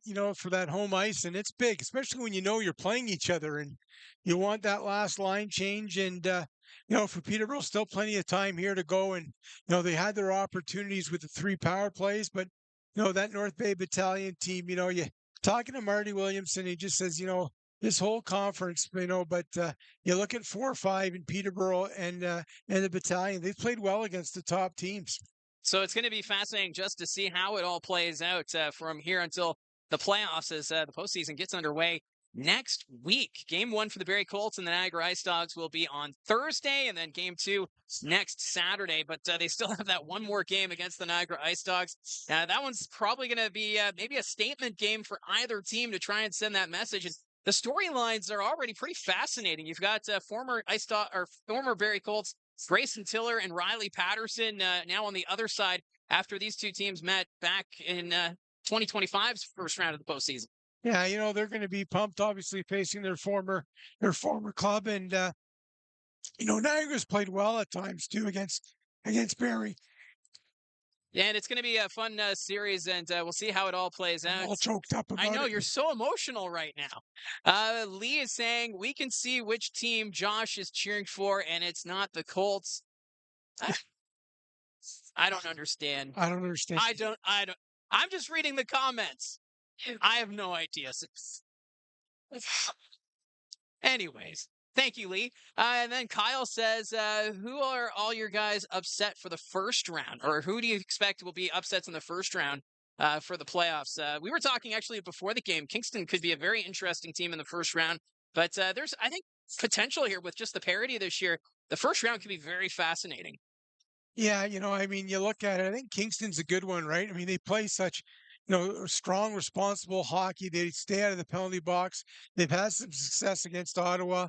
Then you look and, the West too, kind of it's not a big upset because they've been so close in the standings, but, everybody expected the Sioux, right? They made the moves. London made the dump at the deadline. And yet, you wonder there, London's always a tough out. And the Sioux, I think, are going to have their hands full there in that first round as well. Well, with the results last night, the London Knights actually just passed Sault Ste. Marie. So now London potentially home ice advantage in that first round. But the playoff picture starting to become more clear. And even if the way things fall together, if Windsor and Saginaw somehow meet in the first round, Saginaw's had Windsor's number at times this season. And that's where I know the playoffs is a whole other animal. But still, when you look at those past meetings, that's where, maybe the thought of an upset could start to, factor in a bit. You look at Windsor. I mean, they played so well against Barrie, but obviously, a big loss with Belchats going out there. But Saginaw, that team can put the puck in the net. Again, you look at the offense, and they got some guys that can score there. So it'll be, that's another series that you wonder. A lot of these series, like you said, you never know. I mean, you run into a hot goaltender, but I think that Saginaw one, just because we watched them. I mean, Harper back there on the point. they got some highly skilled guys in that Saginaw team. Yeah, so the playoffs are going to be a ton of fun once we get there. And I'm seeing that a lot of people commenting on Josh as he's right now waiting to take over for the color duties here in the second period. Trey Braden saying Josh is staring at us. We're all scared. And Tammy saying he's taking photos. So, Josh, you're the center of attention. He's a hero to the people. It's what the people want, apparently. I'm not sure if he's going to be able to fit his head in our car on the way home. He was getting compliments before the game from Pete Dalladay. Dalladay was like, "Hey, you've been doing a great job," and Josh does a good job. We'll never hear the end of it. I'm gonna turn up the music so we don't have to. Well, see, no pleasing him. There's none. No pleasing none whatsoever. But we're getting ready now for the second period of play. The two teams are on the ice. But it is a 1-0 hockey game for the Barrie Colts. And, this is also broadcast 34 of the season here on the channel. So I want to say thank you to everybody who's been a supporter of the broadcast throughout. And it's been a fun ride. It's been a wild ride at times. Some stories that I'm sure we could share at some point with things that have happened off the air and with our travels, but we want to say thank you to everybody who's tuned into the broadcast so far this season. You guys have been amazing, and we wouldn't be able to do this broadcast if people weren't tuning in on a regular basis. And it's Josh McCann getting ready to take over. He's trying to figure out the headset because I guess Gene twisted it up a little bit. But what did you do? What did you do? Don't yell. I'm sorry. I turned on your microphone. Oh, sorry. But anyways, so Josh is now here. Tammy's saying, we want Josh. And now we have Josh. We have Josh. Josh is here. But it's been an entertaining game so far between the Barrie Colts and the Peterborough Petes. Barrie Colts now up 1-0. And Josh, you're all caught up. You got to see the replay of Teague Vader's goal. Yeah, had to sneak to the bathroom, and I won't make that mistake again. That's 2 straight nights. I did it last night when they made it 2-1. That's right. Yeah, you did step away too. And now we've got a Barrie Colt player that was knocked over before the puck was dropped. That's Carter Lowe. So now the officials having a word. Passmore also skating over. Things getting a little heated here before we drop the puck to start the second. That's McCallum, I believe. Well, he plays that type of game. He likes getting under the opponent's skin. He does. And Carter Lowe actually is being moved. No, he's going to go back. Man, what a start to this one. Second period now officially underway. Face-off won by the Colts. Young's going to send this one back towards the Barrie blue line. Hanser run into there by McCallum, and then Fraser took a run at Lowe. Puck goes behind the Pete's net. Strohack with possession. Puck nearly picked off by Lowe, and then McCallum takes a hit there from Hanser. Things getting heated here. Puck's in the corner. Schneid can't hold on to it. McCallum, he'll send this one across. Chasing after it here is Faulkner rather. That's going to go wide of the net. Hanser there to pick it up for Barrie. Justin Hanser trying to send that one ahead. McCallum was in the way. Here's Aiden Young. Young sends it across to Faulkner. What a stop by Jaswal. That was huge. Colts get this one down the ice. That's going to be icing as Arvin Jaswal. He is dialed in tonight. Jaswal's been looking good. The Colts needed him in the first period with 3 power plays against. He was able to shut down all of those opportunities, and then a big one here to start the second period on Faulkner over the middle. We saw McCallum throughout that shift. Big hit on Hanser. Hanser responded as well. Something to watch for the rest of this game. I mean, Barrie, they got nothing to play for, but it's still been a really physical one here tonight. It's been a very entertaining game so far. Face-off won by the Petes. Petrovsky's shot from the point, and that's going to be held on to by Jaswal. So now the Barrie Colts can make the line change as we're almost at that 1 minute mark of the second period. Very a solid start. The shots were 13-9 in favor of Peterborough at the end of the first period, but when you keep in mind the power play differential of 3-0, it's a pretty good start for the Colts. They had some good opportunities. And then, of course, Teague Vader with the goal to open the scoring, and Barrie looking to keep rolling. Face-off won by the Colts. They get it to the line, not out. We got another penalty here. It's going to be interference, and I believe this is going against Gabriel Eliasson as he took down Adam Novotny. Novotny just getting up. He had his helmet knocked off. So Gabriel Eliasson heading up. Now we got Cameron going at Eliasson, having some words. Well, it did look like the right call. I did catch a glimpse of it near the end. Didn't look like Novotny had the puck when he took him down. And then afterwards, as McCallum's now out on the ice going after Slander and Zabeski, it was Cameron that had the puck when the whistle went. And he just kind of fired it at Eliasson. So some words after that. So the Peterborough Petes, they get their 4th power play of the night, already 0 for 3. So we'll see what's in store this time around as the Petes try and get back into this hockey game. Faceoff coming to the left of Arvin Jaswal. McCallum's going to be tossed out of the faceoff dot. So in steps Lutz. Yanis Lutz will take this one. Wins it back to the point. Petrovsky. Petrovsky sends this one forward along the far boards. There's Kolarek. Kolarek sending this one back to Lutz. Lutz to Petrovsky at the point. James Petrovsky takes the shot. That's blocked by Zabeski. That goes into the netting and out of play. I mentioned Jaswal being big on the penalty kill for the Colts in the first period, but Barrie's penalty kill is really strong as well, getting in front of pucks, moving it out of the zone. Carter Lowe had a look, Zabeski had a look as well, and for Barrie, they're doing a good job, and it's one of those things, middle of the pack on the penalty kill. It's a solid penalty kill, but you'd love to shore that up a bit more, have it become one of the league's best going into the playoffs. Face-off won by the Petes. Here's Lutz towards the net. McCallum shot, scores! McCallum had a couple of chances in close, and he ties this one up at 1. Well, that's the game Braden McCallum can play. He'll get under your skin, and then he can go down the other way and score. Nice play out front of the net. Was left all alone there and was able to find the back of the net. Penalties being an issue here for Barrie tonight. You can't give up as many penalties as they have so far and continue to get away with it, especially against a pretty high-scoring team in Peterborough. And they're the same as Barrie with 2 power play units. Novotny and Walton, they're not out there at the same time. The 2 of them are split up, and it was Novotny's unit there getting the goal to tie the game. So Braden McCallum now 15 goals on the season. So it's a brand new hockey game here early in the second period. Right now it's Kieran Walton skating it up for the Petes. Walton, toe drag, shot wide of the net. Puck's going to go to the corner. Soto gets a stick on it, puts it back behind the Barrie net. Emerton comes up with it for the Colts. Fans on it. Levac tried to pounce on it. Here's Matthew Soto. Soto sent it back to the blue line. Strohack fires, and that goes wide of the net.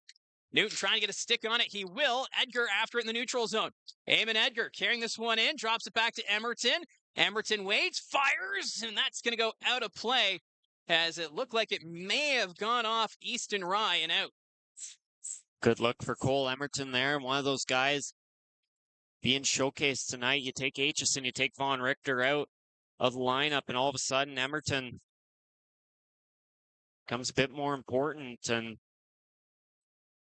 probably their most gifted offensive guy, although Teague Vader did score. So, and that Vader goal was a beauty. Oh, it was really nice. It was. But it is definitely a different look with Aitchison out on that blue line, along with Von Richter. He didn't play last night either. Pete's carrying this one ahead. That's going to be dumped in. Round the boards it goes. Far side.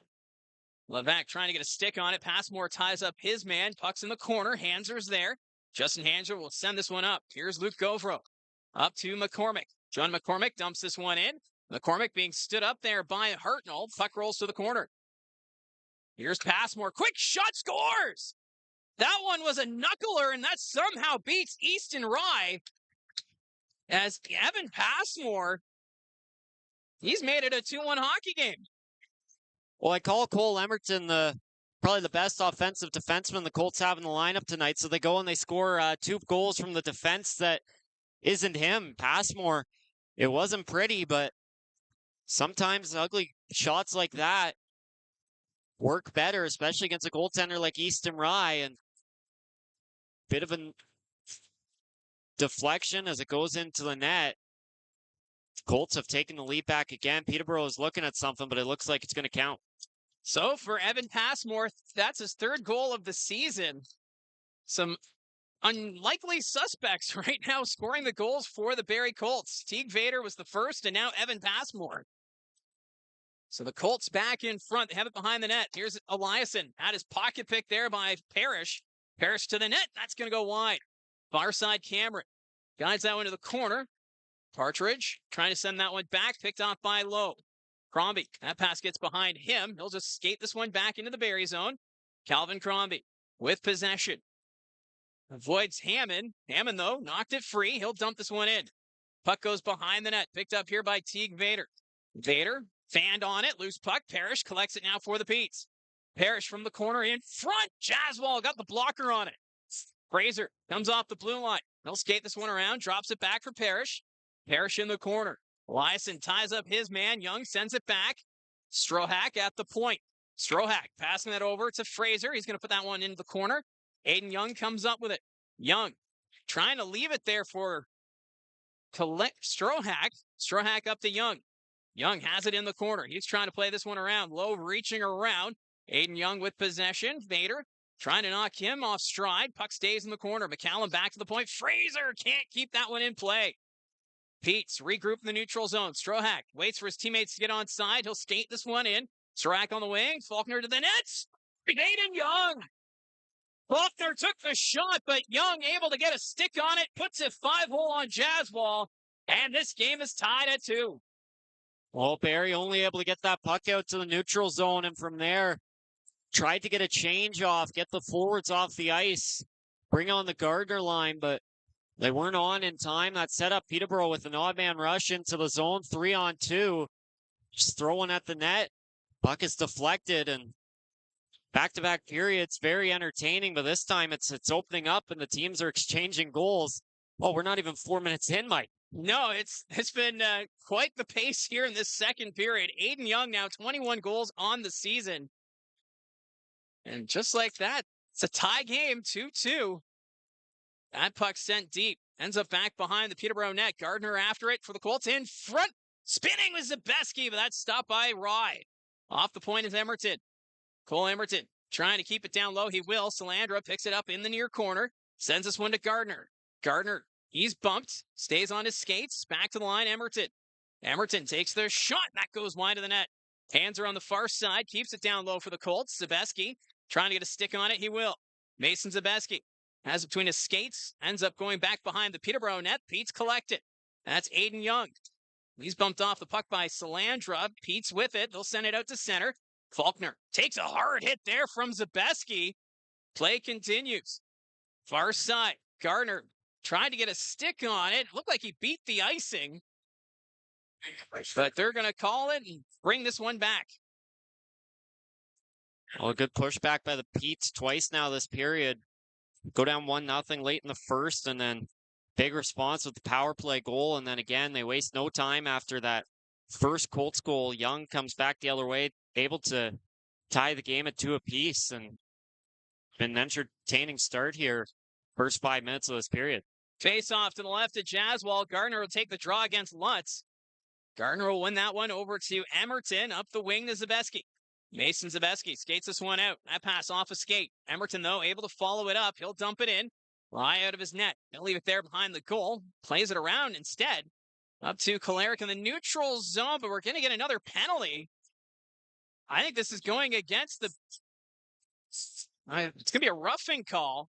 Lutz. Oh, it's going against Lutz. He had Salandra tied up at the bench as Salandra and the rest of that line were trying to get off, and Lutz wouldn't let him off. Takes an undisciplined penalty, and the Colts get their first power play of the game. And this Barrie Colts power play brought to you by Frontline Hockey Apparel. You can find them at frontlinehockeyapparel.com.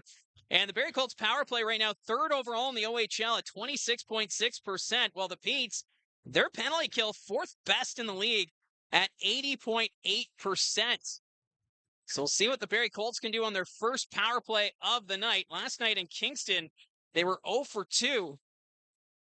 As the Petes right away get this one down the length of the ice. Jaswal is going to play it back behind the net for Justin Hanser. Hanser skates this one ahead. Gets to center. Low. Back to Sementsov. Edgar receives the pass to Schneid. William Schneid up to Edgar. Edgar behind the net. Into the slot. Carter low shot. Scores! Carter Lowe put it off the post and in. A great setup by Edgar, and Barrie Colts, they take advantage, and they're back in front. Well, Lowe kind of got lost through the middle there. No one was on him. And when he can get open and shoot it, he can shoot it. He's able to find the back of the net there. Another assist for Eamon Edgar. That's already 2 tonight. Power play unit there of guys that don't always get to play on the power play, but they're able to make it work there. So Carter Lowe now 11 goals on the season. He's been picking up the pace here recently and taking advantage of his power play time here tonight. So what a game here tonight at the PMC.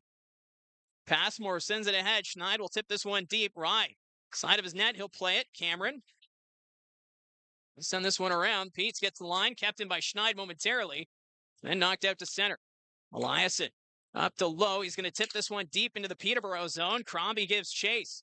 Calvin Crombie in the corner. He's tied up there by Lutz. Continue to jam at it. Crombie right there in the middle. Puck's knocked free. Getting a stick on it is Schneid. Got Govro out there as well. Puck comes back to the point. Eliasson keeps it in. Takes the shot into the crowd, but that's blocked by Levac. Peets gets the line. Not out. Captain by Eliasson. Another shot blocked in front by Cameron. Soto's going to pick it up here for Peterborough. Soto takes a hard hit there from Schneid. Walton sends this one across. Levac tried to grab it out of the air. Eliasson in the corner. It goes off McCormick. Soto has it in his skates.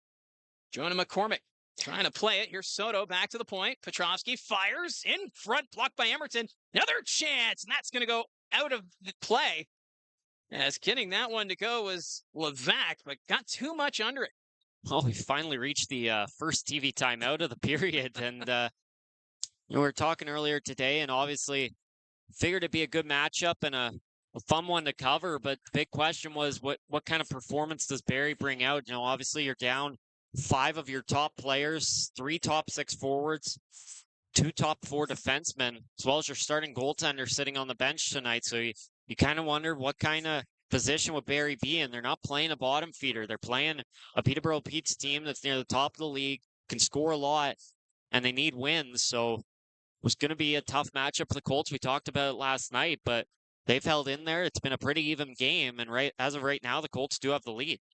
And looking at the out-of-town scoreboard quickly, because for the Peterborough Petes, they're trying to stay ahead of North Bay in the Eastern Conference standings. And right now, it's a 4-0 hockey game for the Battalion on the Brampton Steelheads. So if the Barrie Colts can win this one in regulation, that would mean Peterborough and North Bay will be tied for 4th. Well, home ice always critical, but for Peterborough, I mean, they're one of the best home teams in hockey, and they kind of struggle a bit on the road. So getting that extra game at home may be most critical for a team like the Peterborough Petes. So we'll get the face-off now to the left of Arvin Jaswal. 13-14 left to go in the second. Face-off won by the Colts. Well, we get a whistle. They're going to do this one over. It's been an entertaining game, and for a lot of these players for the Barrie Colts, a bit of a showcase to get more ice time and to show what they're capable of with the playoffs looming, as they want to get some ice time when the Colts take on the Niagara Ice Dogs in the opening round. Emerton's going to send this one up. That's deflected, no icing. Back to play it is Perreault. Perreault in the corner. He'll send it up to Hartnell, kept in by Salandra. Salandra sends it deep. Perreault sending this one ahead quickly. Here's Partridge on the wing. That's going to go wide of the net. Vader after it. Chasing after him there was Brett Hammond. Puck goes behind the Barrie net. Hartnell takes the shot, and that's going to go out of play as we'll get the whistle.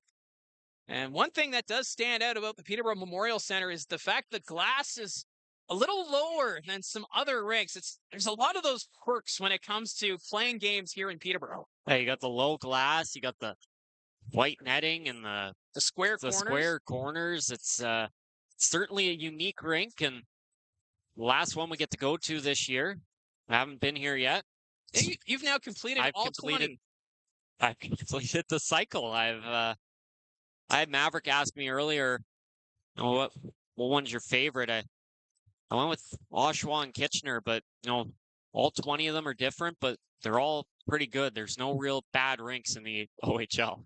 That one goes high in the air. Zabeski had his tongue hanging out and landed on front. What a stop by Jaswal. As getting that chance there was James Petrovsky. Gardner trying to get it out of the zone. It goes off McCallum. That'll escape the zone. Zabeski collects it at center. He's going to dump it in. That goes on net. Rye leaves it for Petrovsky. Petrovsky's got some room. Long stretch pass. We're going to say the Pete player touched it on the other side, so no icing. Govro can't hold on to it. There's the shot. Stopped by Jaswal. Faulkner goes around the net, loses it. Vader knocked it away. McCallum trying to keep it away from Eliasson. Young gets in the corner. What a hit there by Eliasson. Runs over Young. Young gets right back up trying to get it. McCallum to the net. That's going to go wide. Near side, Strohack. His shot blocked by Vader. Side of the net, McCallum.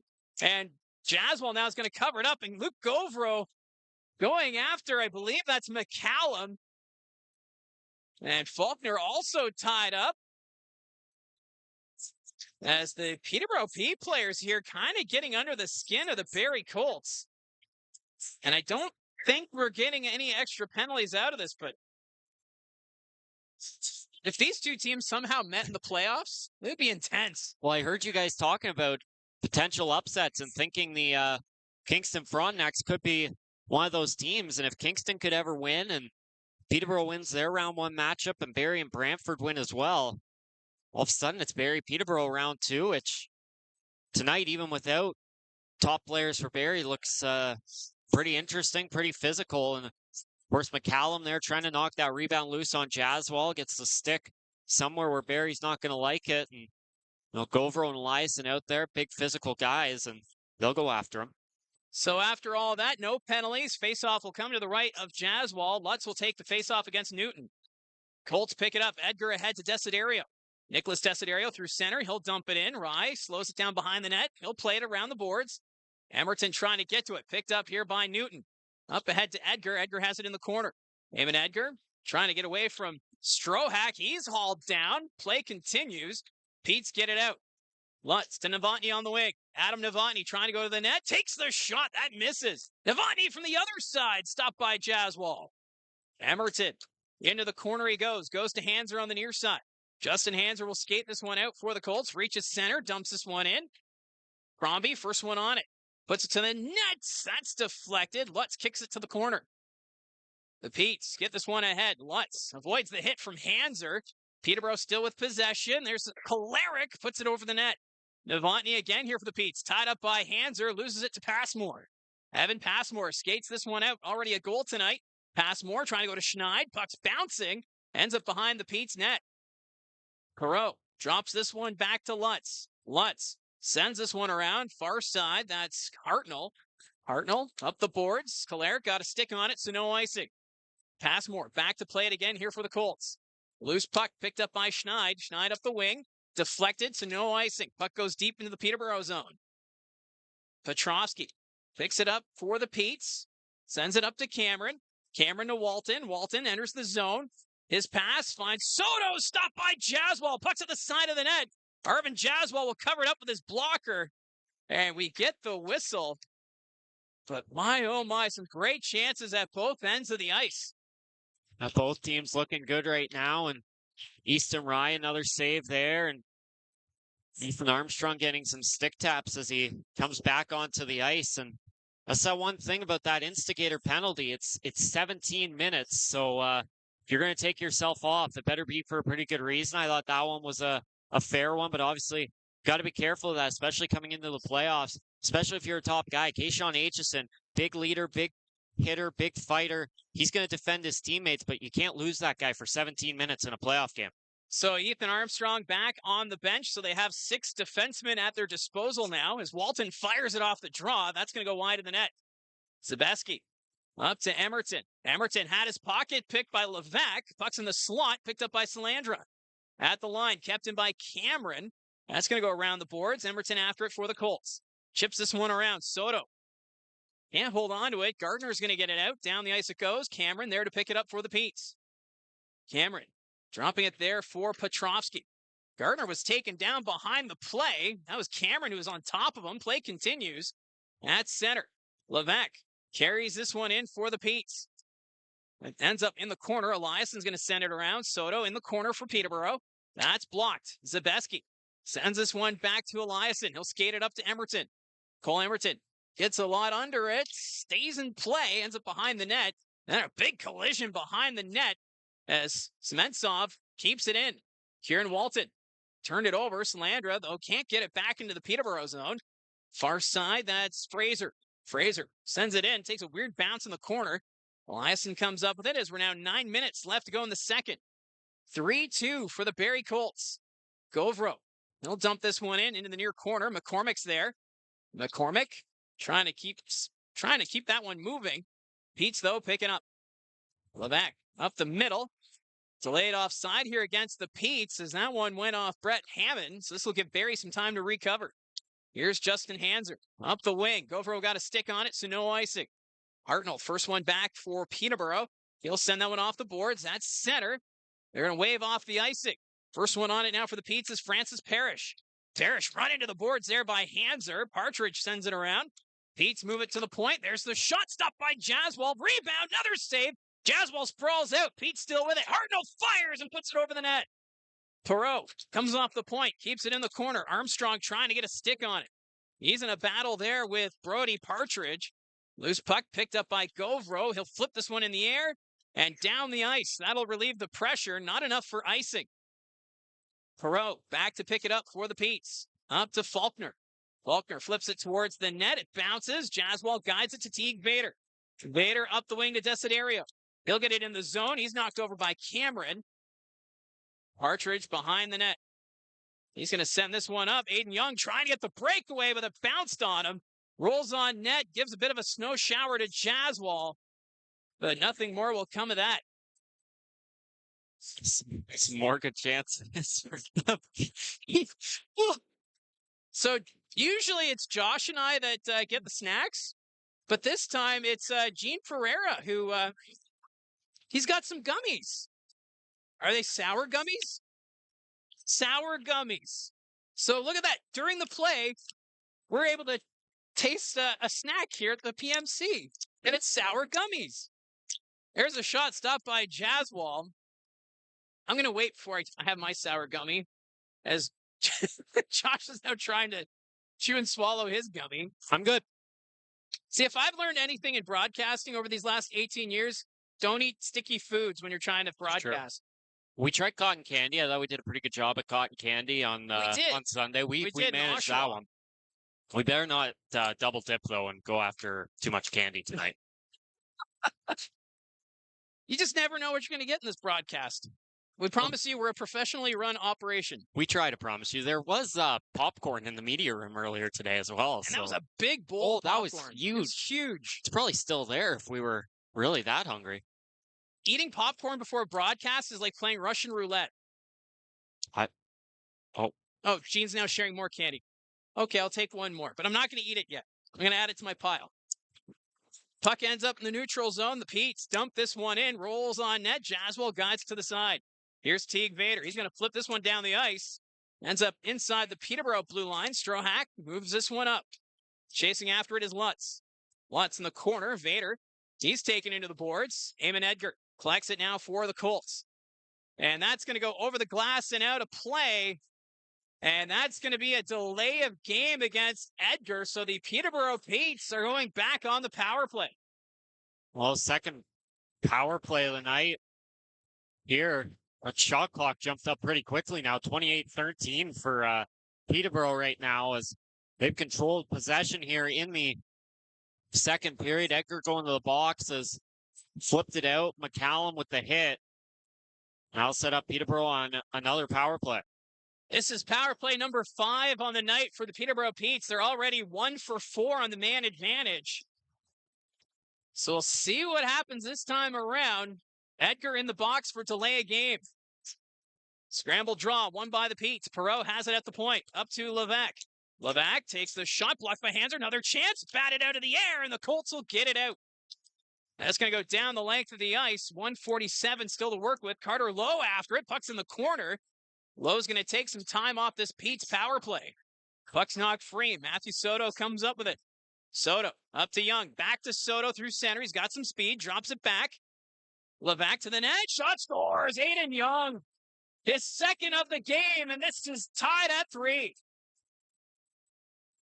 Well, 3 goals for the Petes tonight, and all 3 get a guy parked out in front, get it down low to him, and he gets a touch on it. This time it was Young again. 3-on-2 the last time. He gets a tip. Goes 5-hole on Jaswal this time. Just driving the net off the rush after Lowe got deep the other way, and he's able to get a touch on that one again. And Peterborough continuing to fight back and tying this game once again. So for Aiden Young, that's now 2 goals this game, 22 now on the season. As the Petes now 2 for 5 on the man advantage. So a big goal there from Aiden Young. 6:08 left to go in this second period. Face-off won by the Colts. Cole Emerson with it inside the blue line. He's going to send it ahead. Salandra got a stick on it. Doesn't go too far. Cameron dumps it back into the Gary zone. Emerson in the corner, takes a hit. Eliasson comes up with it. He'll send it around. Zabeski. He'll send this one to the line and out. Pete's, though, with it. Delayed offside against Peterborough. Emerson settles it down. He'll go over to Eliasson. Eliasson to Gardner. Gardner at center, dumps it in. That's going to roll towards the net. Easton Rye will play it. Sends it around the net. Puck sent to the line. Eliasson winds up, fires, and that goes wide of the net. What a cannon there from Eliasson. Something we don't see too often. Here's Novotny. Toe drag around Emerton. What a play. Novotny goes around the net, trying to wrap around. Puck's loose. Colts knock it to the point. Petrovsky fires. Blocked in front. Colts get to it, and they'll clear it. They'll relieve the pressure, but that's going to be an icing call now against Barrie. But what a move by Adam Novotny to create that scoring chance. That great play, getting around Emerton there and driving the net. Novotny did a great job at the World Juniors and now playing a really good game here again with Peterborough. And only one team's going to get to draft Adam Novotny in the first round of the upcoming NHL draft, but whichever team it is, they're going to be very happy with him. He's a really good player as Peterborough continuing to put on pressure on the Colts. Shots now 18-3 in the second period, but credit to Barrie. They've got 2 goals on 3 shots, so they've been able to keep up in the score column. Yeah, and you were just talking about Adam Novotny, and this season, 33 goals, 30 assists for 63 points. And you kind of figure if that's probably why the Petes wanted to be buyers this year, because you don't know how long Novotny is going to be a member of the Maroon and White. So when you've got Novotny, you add a player like Kieran Walton, that gives you that scoring threat on at least 2 lines. And from what we've seen here tonight, it just goes to show the offensive depth and creativity this team has. Yeah, they're a pretty good team offensively, and there's still a lot of question marks around those new rules with the AHL. There's still confusion with some of the teams and the league and everything, and still a lot to be ironed out, so you just never know who's going to be on your roster next year. Here's Novotny again, takes the shot, and that's going to go wide of the net. At the point, Kalarik keeps this one in. He'll pass this one over. Near side, Hartnell. That's going to go into the near corner. Novotny trying to get away from Eliasson. Eliasson on top of him. Novotny picks it up. He'll turn it around. Waits. Doesn't take the shot. He's got Eliasson again in front of him. Those two continue to battle. Now Novotny knocked down. Play continues. Side of the net, Emerton. Cole Emerton off the boards to Gardner. Brad Gardner's going to flip this one down the ice. Salandra trying to get a stick on it. He will, but it's knocked away by Hartnell. Zabeski follows it up. His shot wide of the goal. What a chance there for Zabeski. Now the Petes come the other way. Skating it up is Lutz. Lutz enters the zone. Fires, and a nice glove save by Jaswal as he flashes the leather, and then Lutz is dumped by Govro. And it looks as though the Barrie Colts defender, he's going to go off to the penalty box. Well, not something you want to do, an undisciplined penalty there against the Colts. Lutz obviously going to drive the net after taking that shot, and Govro and Armstrong don't like it. Both of them go after him and just a bit too physical there, take him down, and officials are going to call that. So this is now the 6th power play of the hockey game for the Peterborough Petes. Right now, 2 for 5 on the man advantage. You just can't be taking these undisciplined penalties against a team like the Peterborough Petes, as they now try to take their first lead of the night. They win the face-off. Here's Perreault. Skates this one down low into the corner. Perreault back to the point to Levac. Back to Perreault. Perreault Down in the corner it goes. Soto to Perreault. He'll ride the line. Sends it across to Walton. Kieran Walton down low to Young. Young already has 2 goals tonight. Walton across to Levac, but a nice stick there by Crombie, but can't get it out. Levac over to Walton. Near side Perreault, and that pass bounces on him, and Schneid is able to clear it out. Barrie Colts will change the penalty kill unit. 1:25 left in the penalty to Govro. Kieran Walton with speed through center. Walton carrying this one in, hits the brakes. Stopped by Zabeski, and Eliasson gets the line and out. That just got out. Levac's going to send it back to Perreault, who backtracks. Matthew Perreault ahead to Levac on the wing. Levac hits the brakes at the blue line. Ahead for Perreault. Back to Walton. Puck bounce. Stays with it. Walton towards the net. Into the corner for Young. Young trying to keep it away from Emerton. Leaves it into the corner. Soto trying to pick it up. Eliasson will find it. Gave that one away. And Zabeski will get under it and clears it down the ice. 42 seconds left in the power play here for Peterborough as Easton Rye will leave it for Kieran Walton. Walton leaves it there for Petrovsky. Petrovsky across. McCallum. He'll send this one around. Lutz after it behind the net. Lutz back to Novotny. Novotny to Lutz in the corner. Lutz looks back to the point. Stays with it. Passes it over. McCallum settles it down off the boards. Up to Novotny. Klarick in the corner. Novotny again. Passes it back to McCallum. Petrovsky keeps it in. Lutz on the near side. Lutz waits. Fire. Stop. Rebound. And Passmore will get to it and sends it down the ice. Govro comes out of the penalty box, so Peterborough now 2 for 6 on the man advantage tonight. That's sent ahead. McCallum drops it back to Klarick. Klarick takes the shots, and Jaswal able to make the save, and he's going to hold on to it with 2:09 remaining in the second period. Another solid penalty kill there for Barrie. Kind of feels like outside of the goals they gave up on those 2 power plays that Peterborough got a goal. They were doing a solid job. Just the one tip at the net gets the goal for Peterborough, and then back to business there. Good kill by the Colts. Not a lot of pressure from Peterborough, and they were able to keep this game tied. 2 minutes to go. Aiden Young taking the face-off here against Eamon Edgar. Edgar will win that one back. Armstrong sends it down the ice. Cameron trying to play it. Desiderio putting on the pressure. Faulkner at center. He'll enter the zone here for the Petes. Passes it over. McCallum up the middle. Backhand. That goes wide of the net. McCallum sends this one around in front. Deflected. Ends up the blue line. Kept in by Peterborough. Puck goes to the corner. Faulkner tied up by Armstrong. McCallum backhand pass to Cameron. Takes the shot. That's going to go wide. Armstrong gets to it first for the Colts. Kept in by Petrovsky. Shot scores! That one looked like it was deflected. And for the first time tonight, the Peterborough Petes, they have the lead. It's 4-3. Well, nice shot there by Petrovsky. Using that screen out in front of Arvin Jaswal. Find the back of the net.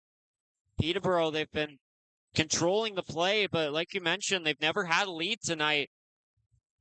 Barrie's gotten the first goal every time, but Peterborough keeping on the pressure. A big response here, following up a couple power play goals. And it's 4-3. So James Petrovsky was the one that went down the line. So if it is in fact his goal, that's now 5 on the season. Right now, Dylan Smoskowitz calling over the official. We'll have to wait and see if they're going to challenge this one. Smoskowitz is nodding his head, so we'll have to wait and see. Right now, referee Nick Isaacson's over there. Nope, they're not going to challenge it. So it is a 4-3 hockey game for the Petes. Face-off won by the Colts. Teague Vader drops it back to Emerton. Cole Emerton passing this one up to Sementsov. Sementsov carries it in. Crombie on the wing. Takes the shots, and that's going to go over the net. At the blue line, kept in by Vader. Sementsov chips it in front, but no one there for the Colts. Petes gets the line. Not out. Kept in by Vader.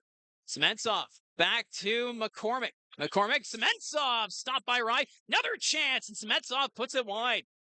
Crombie along the boards. That goes to the corner. Petes will get this one down the ice. Knocked down by Emerton. Following it up. Here's Partridge. Partridge on the wing. Shot stopped by Jaswal. as he'll hold on to this one, but Crombie takes down another Peterborough player. Got to be careful here because we've seen a parade to the box here for the Barrie Colts. But I don't think we're going to get a penalty this time. Well, the officials have called that a couple times tonight. Oh, for Crombie, McCormick, and Sementsov there. Dylan Smoskowitz switching things up a little bit. And a couple good chances. Great keep at the point by Teague Vader to set up an opportunity there for Barrie. Sementsov, a nice shot. Nice little play behind the net, just sneakily chipping that one out in front. And not a bad shift for the Colts first-year player. 56.5 seconds left to go here in the second period. Face off to the right of Jaswal. Won by the Petes. That ends up in the far corner. Brad Gardner comes up with it for the Colts. Up ahead. Walton kept it in. Gardner, though, forces it out. Petrovsky again for Peterborough. Knocked down by Gardner. Sebeski sends it to the corner. Gardner, first one on it. Trying to hold on to that puck. Salandra sends it back to the point. Here's Passmore. Up the wing. Picked up by Gardner. Nice move by Brad Gardner. Back to line. Hanser, though, had it poked away. And now Kieran Walton chasing after it, but Jaswal out of his net. It goes off Walton. Colts, though, get it out. At center, Gardner up to Sebeski on the wing. Sebeski fires, and Easton Rye wanted to play it, but Salandra was coming on net, so we'll get the face-off.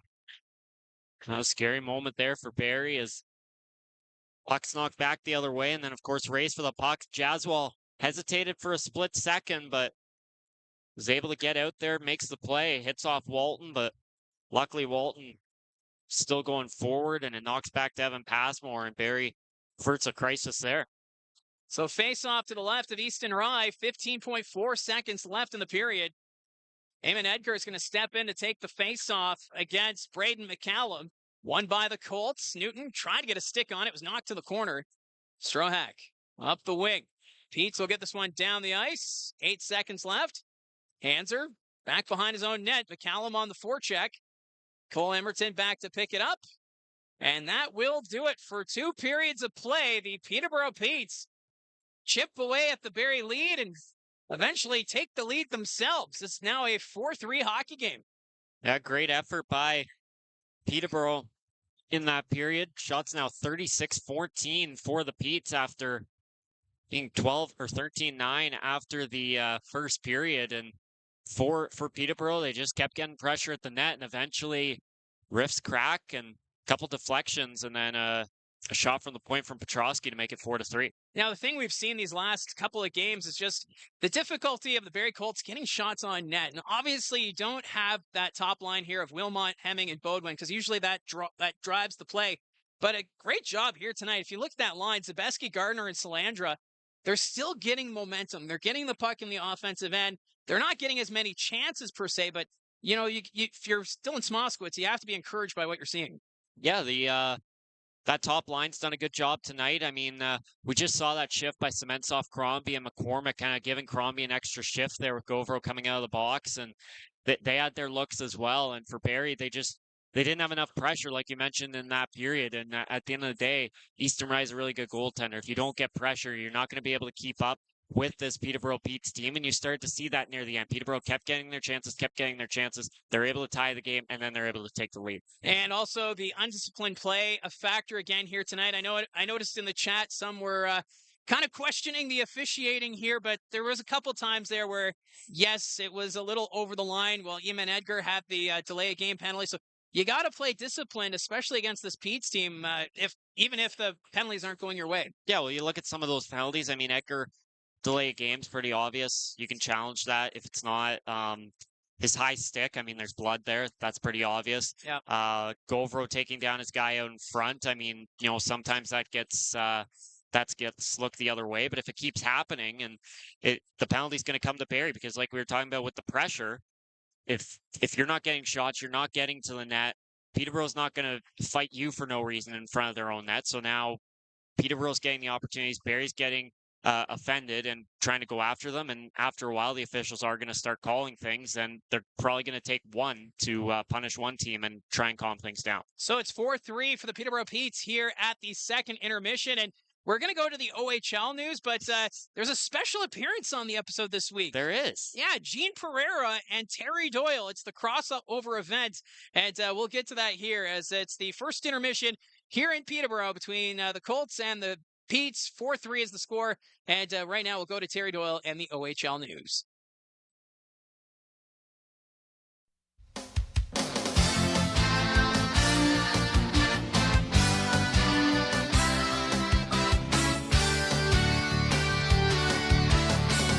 Hello everyone, I'm Terry Doyle. Thanks for joining us on this week's edition of OHL News. Coming up on the show, we'll get an update on what's happening with the Central Division champion Barrie Colts. That in a moment, but first, this week's Cogeco OHL Player of the Week is Cooper Foster of the Ottawa 67s. He had 6 points in 3 67s victories last week. The 20-year-old who hails from the Sioux, in his 5th year in the OHL, has played more than 250 regular season games and recorded well over 200 points.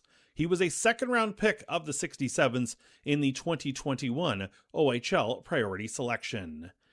Meantime, the Barrie Colts have captured the Central Division title and looks like they will be the number 2 seed when the Ontario Hockey League playoffs get underway next week. Gene Pereira has been on the beat with the Colts for more than a quarter century, and we caught up this week to talk about what's happening with the Colts. Well, Gene, here we are, the final weekend of the regular season, and the Barrie Colts locked right in the Central Division title, and looks like they'll be the number 2 seed. But as we kind of look back on how this season has come together, how would you describe how the year has come together for the Barrie Colts? Well, it's certainly, such a turnaround from the start. They had a new head coach in Dylan Smoskowitz, some new faces, and it took them a bit of time, and they went on a 6-game losing streak. And I think one of the biggest things, for the turnaround, they went right back, won 7 straight after that. And I think a big part of that was that they didn't panic. Dylan Smoskowitz kind of kept them evil, an even level, and they were able to turn around quick. And the confidence just built from there to the point that they went on these big runs, and ever since Christmas, they've just been a fairly dominant team. One player that I know has really burst onto the scene over the last couple of years is Kayshawn Aitchison, of course, a first-round pick of the New York Islanders. We've seen him certainly, whether it's World Juniors, whether it's OHL top prospects, CHL top prospects. I've got to think it's been quite enjoyable to watch his progression over the last few years. Yeah, it's been fun to watch a guy that, barely got into the ice in that first year. And, you could just see the confidence and the development, in his game each and every year, just gaining more confidence. And, Kayshawn's become a player that he can play any role. He can be that physical guy. I'd make a statement that he's probably the best open ice hitter in franchise history. And, then, of course, the physicality. But with it has come the offense. He's become one of the top offensive defensemen. Never mind just the OHL, but the CHL, and he's become a true leader this year on the team. I think he's taken it to the level. Him and Cole Baudouin are the co-captains, but Kayshawn, just that level of confidence. He's a great character, and he's turned into a really good leader for this hockey club. And there's no doubt that he's a big reason why this team has become a contender. Does it feel like a case where when it's time for a big hit, whether it's time for a big goal, we've seen overtime goals from him as well, just feels like no matter the situation, he just knows when to step up? Yeah, and look at it. You look at the game-winning goals, the overtime goals. I mean, the bigger the moment, the bigger he seems to come through. And, even the hits, you talk about the open ice. I mean, they just completely turn around a game. And to be honest, I mean, they're clean hits too as well. He's not targeting the head.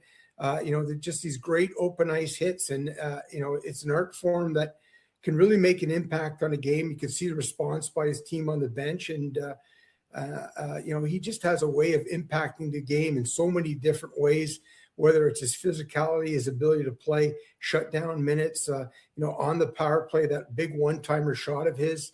Barrie, there's no surprise that they're looking for him on the power play, but he just impacts the game in so many ways. And to see that develop and now become a first-round pick of the New York Islanders, I'm sure they got to love watching this every night. As we talk, the Colts pretty much locked into that number 2 seed. Mathematically, there is a chance, but as we talk, it looks like they're going to end up at the number 2 seed. From what you've talked to the team about last weekend, coming into this weekend, what's the approach? Is it a case where still trying to continue their game to make sure they're sharp for the playoffs? You expect kind of the roll 4 lines. What do you expect to see over the next week as they get ready for the playoffs? You know, in talking to Dylan Smoskowitz through the year, they've had kind of this motto, which is win the day. And, you know, be it a Monday practice day, a Tuesday practice day, a Thursday game. And, you know, Dylan's done a really good job of keeping the players focused on just exactly what's directly ahead of them. And, you know, now coming into this, you know, final stretch where they really can't move in the standings, you know, that's always tough for players. Obviously, they're excited about the playoffs coming around, and it's easy to kind of take your focus away. But they've done a fairly good job of that. A big part of that has been the coaching staff, their ability to kind of focus. And talking to Dylan Smoskowitz even about after yesterday's game in Oshawa, you know, where they were able to, you know, keep that focus. And, you know, that's a big part of their success this year is that they've kept it directly in front of them. And, you know, and they haven't worried about what other teams are doing, you know, whether the scoreboard watching that. Dylan Smoskowitz in that room keeps pounding the message that, you know, all we have to worry about is the way we're playing ourselves, how we're playing ourselves and our own game. And it's been a model since day one. We talked about the progression of Keyshawn Aitchison. I've got to think, yeah, though he has an extra year, but Cole Beaudoin as well comes in as a first-round pick right in the middle of the first round of the OHL priority selection in 22 as the number 10 pick, now a first-round pick of the Utah Mammoth as well. Had 8 goals in his first year, and it seemed like after he got into a second year, really took off.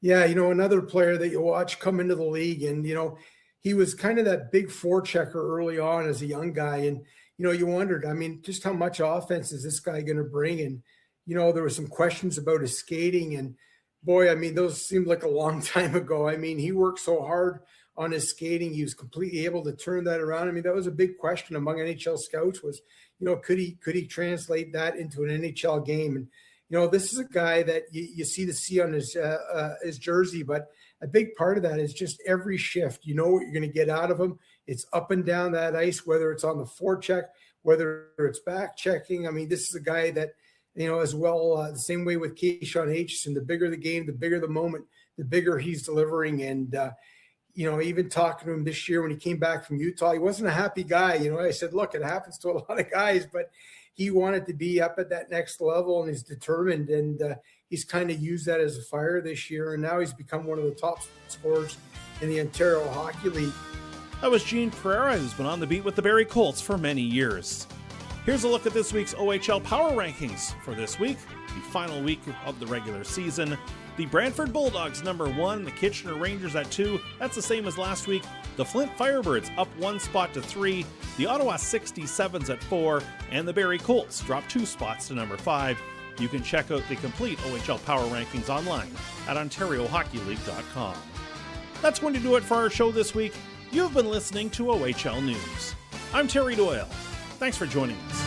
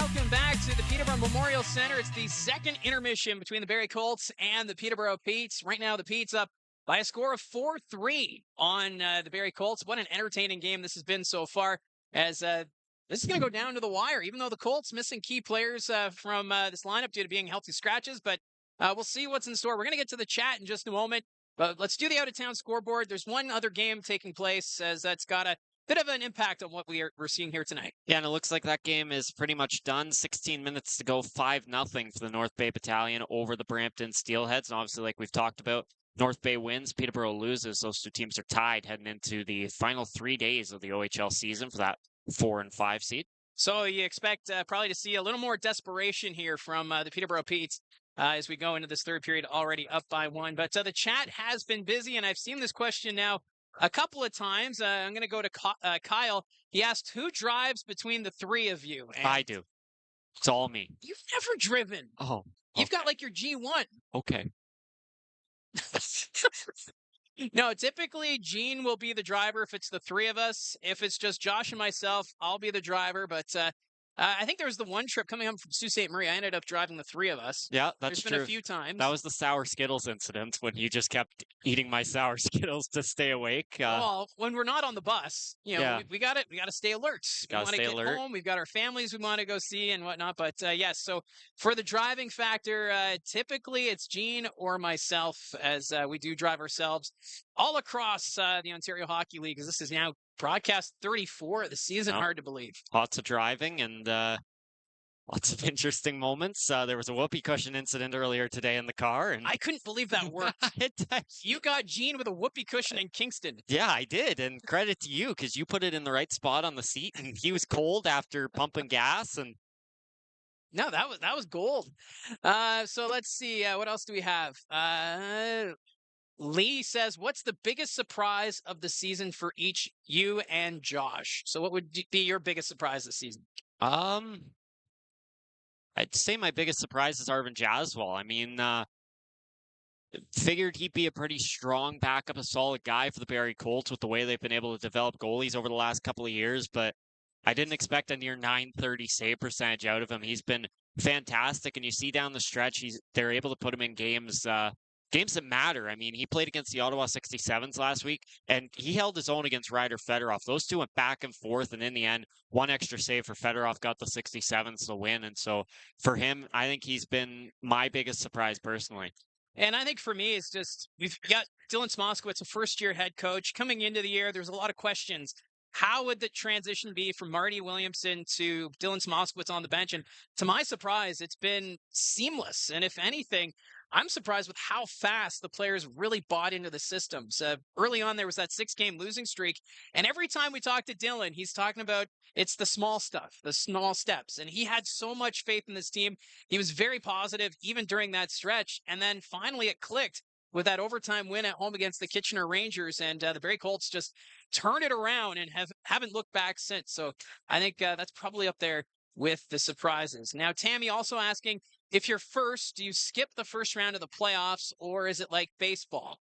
Do you want to answer that question? Sure. It's 8 teams make the playoffs on both sides. So the division winners in each conference get the first 2 seeds.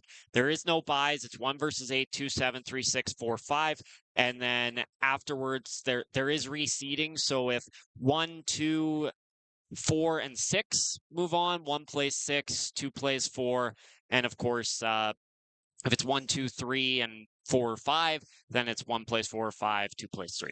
Yeah, so it's the 1 versus 8 system that the NHL used to have. Now they use the wild card setup. But for the OHL, they haven't changed the playoff format since 1998 when they expanded to include the Brampton Battalion and the Mississauga Ice Dogs. So it's a format that seems to work, and I don't think they're going to change anytime soon, although it would be fascinating if the 1 versus 16, a lot of people want to see that, but that would be pure chaos. I know that's what you would like. Complete chaos. That's what you want. There would be, I don't know if it's the best solution, but it would definitely be entertaining. But no, I think the 1 versus 8 is pretty good. I mean, if we talk about at the NHL level that, this new thing creates division rivals and blah, blah, blah. Look at Barrie and Oshawa. That was a pretty good rivalry the last couple of years. I mean, Yeah. you're able to create rivalries outside of the division with this, and it's always entertaining to see. And you always can get these random rivalries, which I think make it better. I mean, Barrie and Oshawa, that's a game that teams get up for with the way the last 2 years have gone. And what's mind-blowing is the fact that the Ottawa-Kingston matchup in the first round, we haven't seen that since 1981, and that's when the Frontenacs used to be known as the Kingston Canadians. So even with all the changes in the formats and whatnot, it's quite remarkable how there's still some teams that don't cross paths, even though Kingston and Ottawa are pretty close geographically in Eastern Ontario. Yeah, they're the closest team to Ottawa. Ottawa's kind of that team out on the outside, but yeah, they're pretty close, and it's going to be interesting to see. I think that's going to be a really good series. Now, Richard's asking, what's the longest game you've had to cover on TV? Well, for me, I haven't been around long enough. They went 10 minutes into overtime last year when Aitchison got the winner against Kingston. Well, I was in attendance. We were both in attendance. All three of us actually were when they went 3 overtimes against Oshawa in the conference finals. Yeah, there's that one. I had one where it was Sudbury versus North Bay. And I remember covering that one on TV, and that one went 3 overtimes. And I think the biggest stress when it's the intermissions is trying to figure out what do you talk about. Oh, yeah, and for sure. When we were in Oshawa last year, we were even... We were on... we were on air. Dragged us out. Yeah. But, yeah, so those are the longest games for us. And I have a full-time job, so I don't really want to have a game go that long, like especially if, say, this was a playoff game. Driving Thursday, back, it's the middle of the week. I got to work at 4:00 in the morning. Yeah. But anyways, third period back underway, and we're going to get a quick whistle here. Evan Passmore ended up losing his stick. I don't know if we're getting a penalty. Maybe this is going to be offside. But they're going to bring this back to center ice. So some confusion there and a quick whistle. Had to change the puck too, I think. I don't know. Something happened. We were too busy groaning while getting up. Well, they only provided us with 2 seats in this press box. Actually, there was one. There was one. You had to grab one. I went to another booth and took one of their chairs. I was down on my knees there, and I had to. That was tough. You sound old. I'm such an old man. There's a shot from the point. That goes over the Peterborough net. Pete Strohak trying to get this one out. Young turns it over to Crombie. Crombie in front to Lowe. He was on his knee. He ends up falling. Play continues. Pete's get it out. Aiden Young, already 2 goals tonight, drops it back, but that's going to be offside. Pretty close call there on the offside, but I'm sure the Barrie Colts won't complain. Oh, close call for the Colts as McCallum was planning on slapping that one across to a wide open Brennan Faulkner, who's had a great season in his overage year and one of the best out there when it comes to game-winning goals, second in the OHL. Doesn't have a goal yet tonight, but still up for grabs in this game. Well, he's been all over the ice here tonight for this Peterborough Pete's team as we get this face-off outside the Barrie blue line. Levac's going to take the draw against Brad Gardner. We'll just wait. Face-off there, won by the Petes. Cameron after it. They'll send this one in. Eliasson over to Emerton. That's going to get to the line. Slandra was knocked down. Walton will come back to pick it up for the Petes. Kieran Walton gets this one ahead. Zabeski's there for the Colts. That's tipped deep into the far corner. Petrovsky back to play it. Blocked there by Gardner. Back to the blue line, Emerton. Puck's rolling. Emerton sends this one around. Salandra trying to pass it back. Gets that one in front, but that was picked up by Cameron. Pete's to the line. Not out. Kept in by Eliasson. Zabeski sends this one around. Salandra after it. Petrovsky gets to it first. At the line. Kept in by Eliasson again. Puck goes in the air. Eliasson trying to keep it in. Good work there, this time by Gardner. Puck's bouncing. Now Walton will get it out. And that's going to be an icing call against the Petes. Good effort there. Gabriel Eliasson at the blue line. Well, Eliasson took down Levac, and Peterborough bench yelling for a call, but doesn't seem like they're going to get it. So they're going to bring this faceoff back into the Peterborough zone. So we got the faceoff here to the right of Easton Rye. And to take the draw will be Jaden Newton up against Levac. And we're going to get this faceoff over again. It's getting good. Oh, you're just enjoying the drama in front of us. I know. You got some fans that are coming in late, I guess, wanting a seat. These guys have been sitting here all night. It's the third period. Like, how are you coming in saying it's your seats? I have no It's idea. not the first period, buddy. It's the third. Yes, the drama. Anyways, game still playing. Eliason at the point. His shot blocked by Levac. Kieran Walton's going to skate this one out. Levac receives the pass, trying to send it up to Soto. Taken away there by Jaden Newton.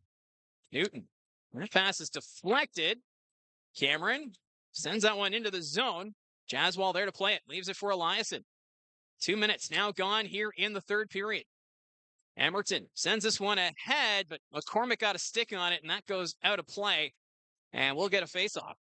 Well, physical first 2 periods between these two teams, and obviously got to be careful down the stretch and into the final moments of this game. Final days before the playoffs for Barrie, a team that's pretty physical, pretty emotional as well. They've been involved in some incidents late in games as of late for Peterborough. They've had a few suspensions this season as well, so want to rein in those emotions late in this one. There's not many games left to get suspended for. Yeah, and those games were, I believe, both against the Ottawa 67s. Levac and McCallum were handed some pretty significant suspensions. So that's going to go down the length of the ice. Icing waved off. So Hanser has to play it. Picked up here by the Petes. Cleric sends it behind the Barrie net. Colts collect it. Govro gets the line and out. Across to Sementsov. That's going to go deep into the Pete zone. Perreault, first one on it. Gets by Sementsov. Novotny collects it here for the Petes. Trying to get by McCormick. And that's going to be a penalty. And they're going to call this a hook. So the Barrie Colts, they're going to be shorthanded once again. Well, discipline continuing to cause some issues here for Barrie, as looked like got the stick in there, and McCormick now heading to the box, as Peterborough's power play continuing another opportunity here to do some damage, looking for their third power play goal. They're already 2 for 6. This is now 7 power plays for the Peterborough Petes. Barrie just 1 power play, and they're 1 for 1 on the man advantage. So quite the difference when it comes to power play time here tonight. And I'm sure that'll get the chat riled up. Oh, what have you started? What have I done? What have you started? Petrovsky up to Novotny. Novotny will turn this one around. Here's Petrovsky at the point. Sends this one across. Lutz deflected. That's going to come to the line and out. Petrovsky rather. He'll skate this one back into his own zone. Gives this one up to Novotny. Adam Novotny picks up momentum. Up to the wing to McCallum. McCallum sends that one in the zone. Along the boards. Ends up back behind the Barrie net. Colts send it around. Novotny along the boards. He'll skate to the middle. That's knocked off his tape. He'll escape the zone. Petrovsky back to pick it up at his own blue line. 1:20 left in the penalty to Evan Passmore. Or Jonah McCormick. There's a shot. Jaswal got a piece of it. Puck goes to the corner. Passmore. He's being held up there by Lutz. Battle goes behind the Barrie net. Sebeski, surrounded by maroon sweaters, is able to move it forward to Hanser, and Hanser's going to get it out. Rye, behind his own net. He's going to leave it there for Novotny, who comes back to play it. 4 minutes gone now in the third period. Still 4-3 Peterborough. Pete's right now in the man advantage for another 46 seconds. Perreault skates this one in for the Petes. Backhand, that's blocked. Around the boards, ends up behind the net. Soto comes up with it for the Petes. To Walton, his shot kicked aside by Jaswal. And the Colts clear it down the ice. Rye dropped his stick, so he decides to cover it up. He was well out of his net. Zabeski's having some words there with Rye. And those two will be separated. No surprise seeing Mason Zabeski involved. Well, if no one from Peterborough is going to come over, Easton Rye might as well do the chirping back. And Barrie now going to get an offensive zone faceoff here, thanks to that. Yes, this faceoff's going to go to the left of Easton Rye. Barrie trying to make this late change. So 29 seconds left in the man advantage. Schneid comes over the boards. He's going to take the faceoff here up against Aiden Young. Faceoff won by the Petes. Perreault gets it in the corner. He'll skate it back behind the net. Matthew Perreault sends this one forward. Levac back to Soto. Soto with speed through center. He'll pass this one over to Walton. Walton's pass is blocked. Colts trying to get it out. They will. Schneid chases after it. Perreault will get to it first for Peterborough. 10 seconds left in the man advantage. Perreault, he'll skate this one forward. McCormick ready to come out of the box. Perreault gives that one up. There's the shot. Stopped by Jaswal. Puck's at the side of the net. Power play has come to an end. Schneid in the corner. Sends it ahead to McCormick, who comes out of the box. Jonah McCormick skates this in. Poked away there by Strohack. And Soto's going to send it back. Strohack again. This time sets up Kieran Walton. Walton fanned on it. Second attempt goes deep. Ends up behind the Barrie net. Passmore up ahead to Newton. Jaden Newton will weave his way out of the zone. Reaches center ice. Newton into the zone, but Desiderio couldn't hold the line, and that's going to be offside. For Barrie down by 1 here, 14:47 to go, and if they would lose this game, that'd be something they haven't done since November 8th and 13th, losing back-to-back games. 4-3 loss in a shootout to Sault Ste. Marie, and then a 2-1 loss to Saginaw. It's the last time Barrie lost back-to-back games. That's going back a ways. Although sometimes it feels like yesterday we were just in Sault Ste. Marie. Oh, we remember it well. Armstrong leaves it there for Hanser. He'll send this one up. Kept in by Fraser. That shot blocked in front. Puck goes to the corner. Parrish. He's going to leave it there. Colts touch it. And this faceoff is going to be brought outside the zone as that puck was touched by a high stick. Continuing on that stat, the last time Barrie lost back-to-back regulation games, October 15th and 18th, a Wednesday road game in Owen Sound, followed by a home game against North Bay. That was the 6-game losing streak. Yeah, they lost 6-0 to Owen Sound. That was when the Owen Sound attack, they looked unstoppable. They looked really good at that point, and Barrie had already played them 3 times, so I'm sure that didn't help. My, how the season changes. Right now, Owen Sound trying to lock up 6th spot in the Western Conference. You get a whistle here. The puck goes out of play. Hammond now going after Zabeski. After Zabeski knocked over Parrish. And Zabeski all smiles right now. I don't think we're getting any penalties out of this. But they're going to bring this faceoff back into the Barrie zone. Well, Hammond, one of the deadline acquisitions for the Petes, him and Garrett Fraser acquired from Erie in exchange for picks, and Blake Gowan. Bit of a surprising one because Gowan seemed like he was becoming a decent player for Peterborough, but looking for an upgrade. And obviously those two guys potential rentals, as Hammond does have an NCAA commitment for next season, as well as Fraser. Although I do think one of them is U Sports in Canada. You may be right on that. That may have been more, I think it was Hammond. It was more of a Erie him thing. Yeah. Face off won by the Colts. Gardner's going to flip this one to the line. Fraser was leaping for it. Armstrong, he'll skate it up, reaches center, dumps this one in. Aiden Young back to pick it up here for the Petes. Goes behind the net. Solandra's knocked over. Colts want a penalty, none coming. Puck goes down the ice. Eliasson back after it. Trying to beat Young to the puck. Loose there. Young trying to go to the middle. Knocked away. Colts recover. Mason Zabeski goes back behind his own net. We'll start things here for Barrie. Zabeski leaving it for Eliasson. McCallum after it. He's dumped. Play continues. Armstrong reaches center. He's going to dump it in. Puck goes to the corner. Faulkner after it behind the net. Brandon Faulkner sends it up the middle. That goes off McCallum. Colts pick it up. Emerton. That pass off the skate of Carter Lowe. Lowe's going to dump this one in. It ends up going back into the corner. Cameron tied up there by Schneid behind the net. Here's Braden McCallum. McCallum reaches center ice. Head up, goes to Faulkner on the near side. Kicked aside by Jaswal. Puck's in the far corner. Young takes a couple of bumps. Puck goes behind the Barrie net. It's going to go off the glass. Perreault keeps it at the point. Eliasson after it.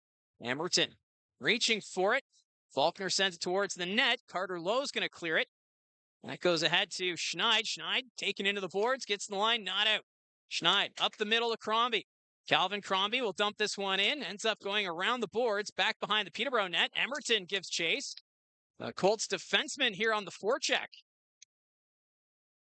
Puck ends up in the neutral zone. Went off Lutz. Semensov will dump it in. Rye side of the goal. That one almost went out of play. Pete's get it to line and out. At center, Passmore up to Govro. Govro off the boards. McCormick forces it into the Pete zone. At the line, continue to battle in front of the Peterborough bench. Now it's sent into the Barrie Colts zone. Kolarek, he's taken to the boards hard there by Passmore. Here's Kolarek again, or Novotny around. Jaswell sprawled out, loose puck, and that stays out. Went off Passmore.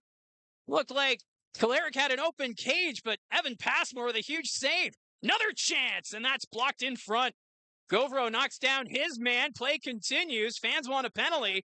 Sementsov will dump it in. Fraser back to pick it up. Long stretch pass up to Kolarek. Kolarek enters the zone. Takes the shot. Stopped by Jaswell. Novotny after it. Goes to the corner. Novotny loses it to Jaden Newton. Newton's going to drop it back to Hanser. Hanser trying to skate this one up. There's a battle behind the play. There's a Pete holding his face. Hanser's shot stopped by Rye. Newton trying to play it. Seems like the fans getting restless here. They've already had 7 power plays tonight. Now the puck's going to go out of play. They're going to say it was deflected. But my, oh my. A couple of Pete players were knocked down. And they're giving it to the official right now is Rob Wilson. He does not like the explanation from the referee. Well, Lutz was taken down initially by Govro, and then they didn't like that. And then he tried to go after Newton, and then Newton gave him a shot back. And then I guess Newton got him a bit high, and that's what made Peterborough not happy. But no calls on the play. Well, with the way they've been calling this game, you kind of expect a penalty, especially when Barrie's been playing that physical style. But that referee having the word, that was Aaron Neely. I think he was saying that the visor is what cut Lutz, not the rough in the corner. But either way, get a little bit of drama here at the PMC. Lutz was the one that went after Newton, so it's true. Yeah. Oh. Yeah, the fans giving their opinions from the stands right in front of us. Is that the kid that you gave a T-shirt? Potentially. Yeah, they're doing the T-shirt toss on the second intermission. One ended up on our lap here in the box. I dove out of the way. I didn't know what it was. I didn't realize they were doing the T-shirt toss. And I'm like, what is coming into our booth right now? And you were the hero, though. You stepped up and caught it. Yeah, I just gave it to the kid here. Well, we're not separated really from the fans here in the Peterborough Memorial Centre. We've had drama about seats and T-shirts in here. And a little bit of everything as that's going to go down the ice, and that's going to be an icing call now against Peterborough. I'm just glad we don't have any Peterborough fans that don't like us, because it's not exactly. Well, I was a little worried because when we got here, we were told we might have to change our broadcast location. And I was a little worried they were going to put us in the crowd. In the crowd, yeah. Well, then you got to be very careful. You never know who you're sitting beside.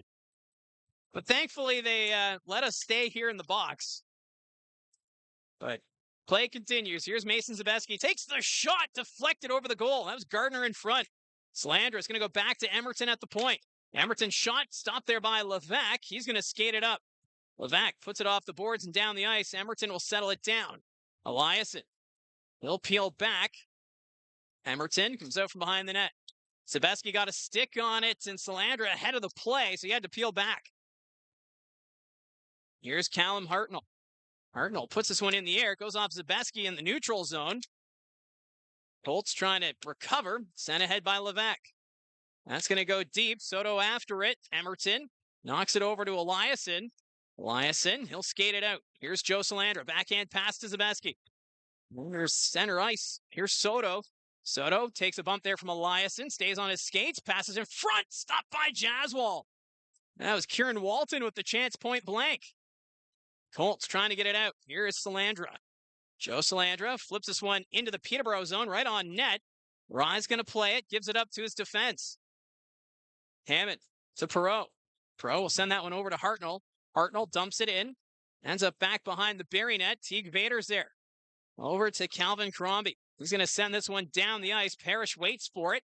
That one deflected by Carter Lowe. Delayed offside now against the Colts. And that will be an offside call with 9:20 remaining in the third period.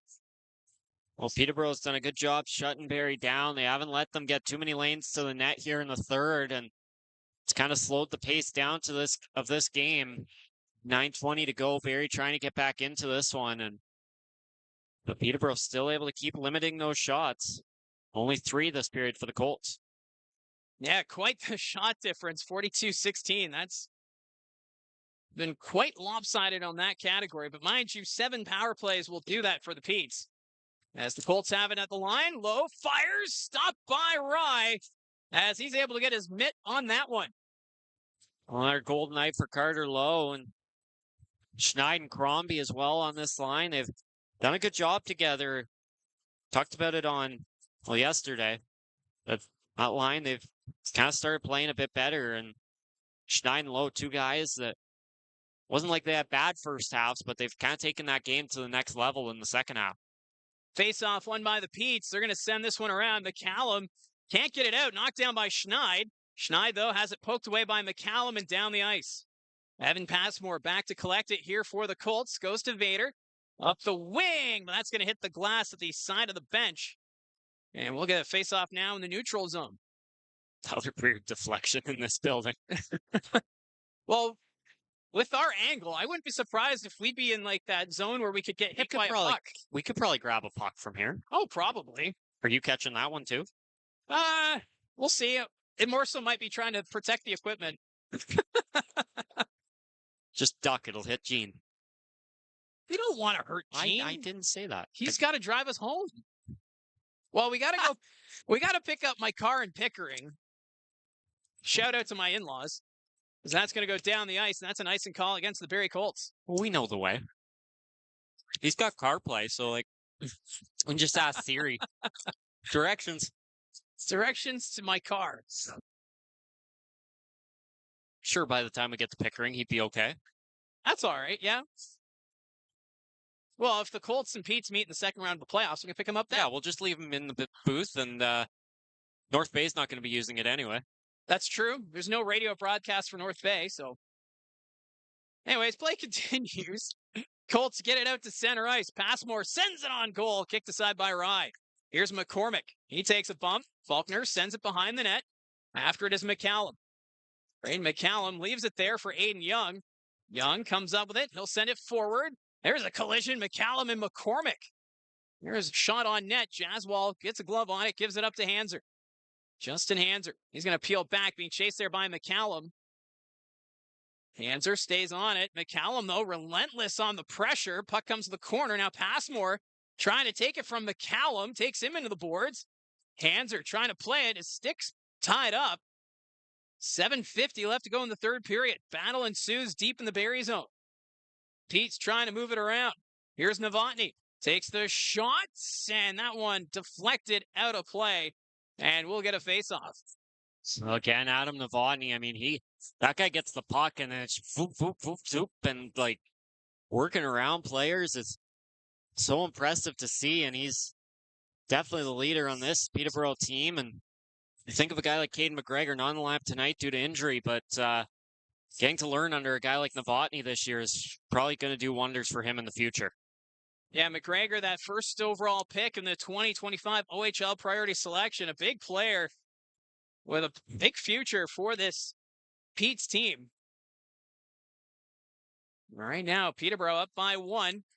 7.5 minutes remaining. We'll keep an eye on Jaswal as this period goes on. Colts trying to get it out of their zone. Armstrong behind his own net. Armstrong passes it up. Colts get it out to the neutral zone.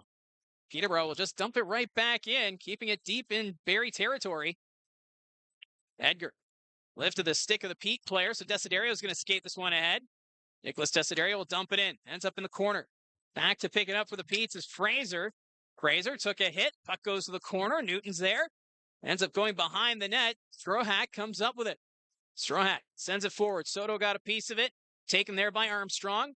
Sent back into the Peterborough zone. Fraser up the wing. Collected here by Lutz. Lutz trying to send it to the corner. He took a hit from Desiderio. Puck's in the corner. Desiderio picks it up here for the Colts. He'll send it out to center. Hartnell comes up with it now for Peterborough. He's going to dump it in. Takes a hard hit from Gardner. Emerton behind the goal. Cole Emerton up ahead, finds Zabeski. Jason Zabeski flips this one into the Pete's end, rolls to the net. Here's Gardner, but couldn't hold on to that one. And then Zabeski is sent into the boards. Pete's get it out to center ice. Emerton trying to get under it. He will. Lutz trying to take that one away from Emerton. And then Gardner nearly had his pocket picked by Kolarek. Puck comes the near side. Salandra loses it along the boards. Puck's in the neutral zone. Ends up back in the Barrie end. Emerton there to pick it up for the Colts. He'll hit the brakes. Cole Emerton. He'll take his time behind the net. Barrie Colts right now making a line change. 5:50 left to go. Emerton chased out from behind the net. He'll send this one up to Zabeski. That's out of his reach. Partridge dumps this one in. Emerton back to play it again here for the Colts. Up to Crombie. Crombie flips this one ahead. Cameron picks it up at his own blue line. Up ahead. Dumped in there by Partridge. Not a lot of shots right now as Peterborough seems to be content holding on to a 1-goal lead. Justin Hanser up to Passmore. Passmore reaches center. That one's going to go wide of the net. Crombie there to pick it up towards the goal. Blocked in front by Cameron. Puck goes to the corner. Lowe takes Cameron into the corner. Schneid trying to get a stick on it. This battle continues. Carter Lowe on top of it. They continue to jam at it. Referees telling them to move it. They're saying it's loose. Schneid still there. He's got Lowe on it. Now we get the whistle. It was a long battle in the corner. Took plenty of time off the clock. We're now down to 4:53. Well, Peterborough doesn't care. They'll sit in that corner for as long as needed. And down to the final 5 minutes, Barrie's still down by 1. Got a couple chances there. Gardner had an opportunity to get to the net, but credit to this Pete's team. I mean, Barrie's played that really physical game tonight, and Peterborough, though, they're physical, but they haven't had any big responses that go over the line. And one thing about being as physical as the Colts are, you're usually able to draw a couple penalties out of the other team out of frustration. But Peterborough, they've stuck to their game. They've stayed away from that side of the game, and it's benefited them here.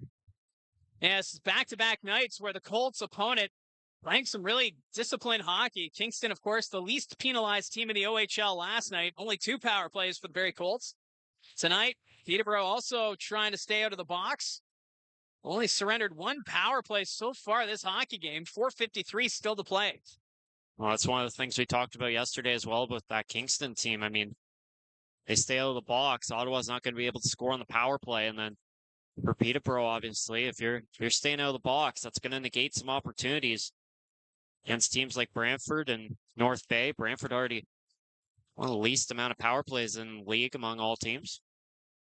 Pete's get this one out of the zone and down the ice. Emerton's going to come back to play it. Emerton comes out from behind the net. He's got momentum. Goes to Hanser. Justin Hanser on the wing. Skates this one in front. Hits the side of the goal. Pete's get it to the line and out. Vader's going to collect it at his own blue line. Vader up to Schneid. Crombie collects it. He'll dump it in. Rye out of his net. Back behind the goal. He'll send this one around. Faulkner couldn't get a stick on it. Edgar kicks it ahead, and then Faulkner kicks it right back. Rye slows it down for Petrovsky behind his own goal. James Petrovsky looks across. Goes to Strohak. Strohak reaches center. He'll dump this one in. Vader back to play it. McCallum got a stick on it. Sends this one around. Faulkner. Fanned on the shot attempt. Puck goes to the corner. Colts recover. Eamon Edgar will get this one out. Puck's bouncing. Strohak comes up with it. Near side to Fraser. Fraser. His pass picked off right to Eamon Edgar. Edgar fires, shot, scores! Eamon Edgar! We talked about him in the pregame show of how on point he has been with the turnovers, and Edgar does it again, and it's now 4-4. Well, lots of question marks coming into tonight. Gene Pereira needed a storyline for his article. I think he's found it. A goal, 2 assists for Eamon Edgar. Another great night for the rookie. who continues and continues to grow night after night for this Colts team, picks off the puck in the neutral zone, home free back the other way. You saw for a second there, it looked like he might wait for Calvin Crombie to come back, set up a 2-on-1, but he decides to trust his instinct, take the shot, and the Barrie Colts have tied the game at 4. That's now 6 goals on the season for Eamon Edgar. He's got a knack for that, picking off the breakout pass, creating those turnovers, and this time capitalized. Now we got a penalty. Kieran Walton took down Joe Salandra. As Hartnell's going to touch it, high stick is the call on Kieran Walton. So the Colts tie it at 4, and now they're going to go on the power play. Well, it's going to be 2. No blood on Salandra, but it's how quickly the game can change. A bad turnover by Peterborough. Take a penalty with 3:30 to go. And all of a sudden, Barrie Colts power play that's perfect on the night has an opportunity to go for the lead and maybe even the win. This Barrie Colts power play brought to you by Frontline Hockey Apparel. You can find them at frontlinehockeyapparel.com. Face-off coming to the left of Rye, won by the Colts, sent to the net, and Fraser's just going to send this down the length of the ice. Jaswal behind the net to play it. Sends this one up to Gardner. Gardner finds Joe Salandra. Salandra carrying this one in. Backhand pass to Zabeski. Zabeski towards the net. Gardner couldn't get a stick on it, and the Petes will get it out. Emerton back to pick it up. They'll send this one around. Zabeski after the loose puck. Just over 3 minutes left to go in this third period. We're tied at 4. Emerton back to Crombie. Sets up Salandra. Crombie carries it in. Gardner across. Finds Zabeski. Mason Zabeski from the point. Drops it back to Emerton. Gardner on the near side. Across to Salandra. Joe Salandra to Cole Emerton. Gardner. Emerton. Back to Salandra in front. Gardner shot stopped by Rye, and he's going to pounce on that one. Some good puck movement here by the Colts. Not Barrie moving the puck around here. It's kind of a combination of the first and second unit with some of the big boys out of the lineup here, and good puck movement. They're able to get Gardner open up the wing for that one-timer. It's 5 going to remain out here. Minute 5 left in the power play. Face-off will come to the right of Easton Rye. Mason Zabeski takes the face-off. He'll send this one back. Emerton over to Salandra. The puck bounced on him. Along the boards, drops it back to Emerton. Near side to Gardner. Back to Emerton. Salandra towards the net. Zabeski down low. Poked away by Petrovsky. Colts, though, keep it in the offensive end. Here's Cole Emerton riding the blue line. Goes to Salandra. His shot deflected. Gardner collects it on the near side. Back to Emerton. Down low, finds Crombie. Crombie along the goal line. Back to Gardner. Salandra on the far side. Waits. Back to Emerton. One-timer. That goes wide of that. Zabeski pounces on it. But Easton Rye able to cover it up. And now everyone getting a little punchy afterwards. As Cameron right now mixing it up with Crombie. But nothing more will come of that. Well, we talked about in the second period how a lot of that happening in front of Arvin Jaswal because Peterborough was getting all the opportunities. Well, now Barrie's starting to get their chances. And, of course, you know they're going to go to the net. So, obviously, Peterborough going to take offense to that. But no penalties on the play on this time. So we have under 2 minutes remaining in the third period. 27 seconds left in the penalty to Kieran Walton. Face off to the left of of Rye. Cameron comes up from behind the net. He's just going to clear it down the ice. The Colts have to regroup. 18 seconds still to work with.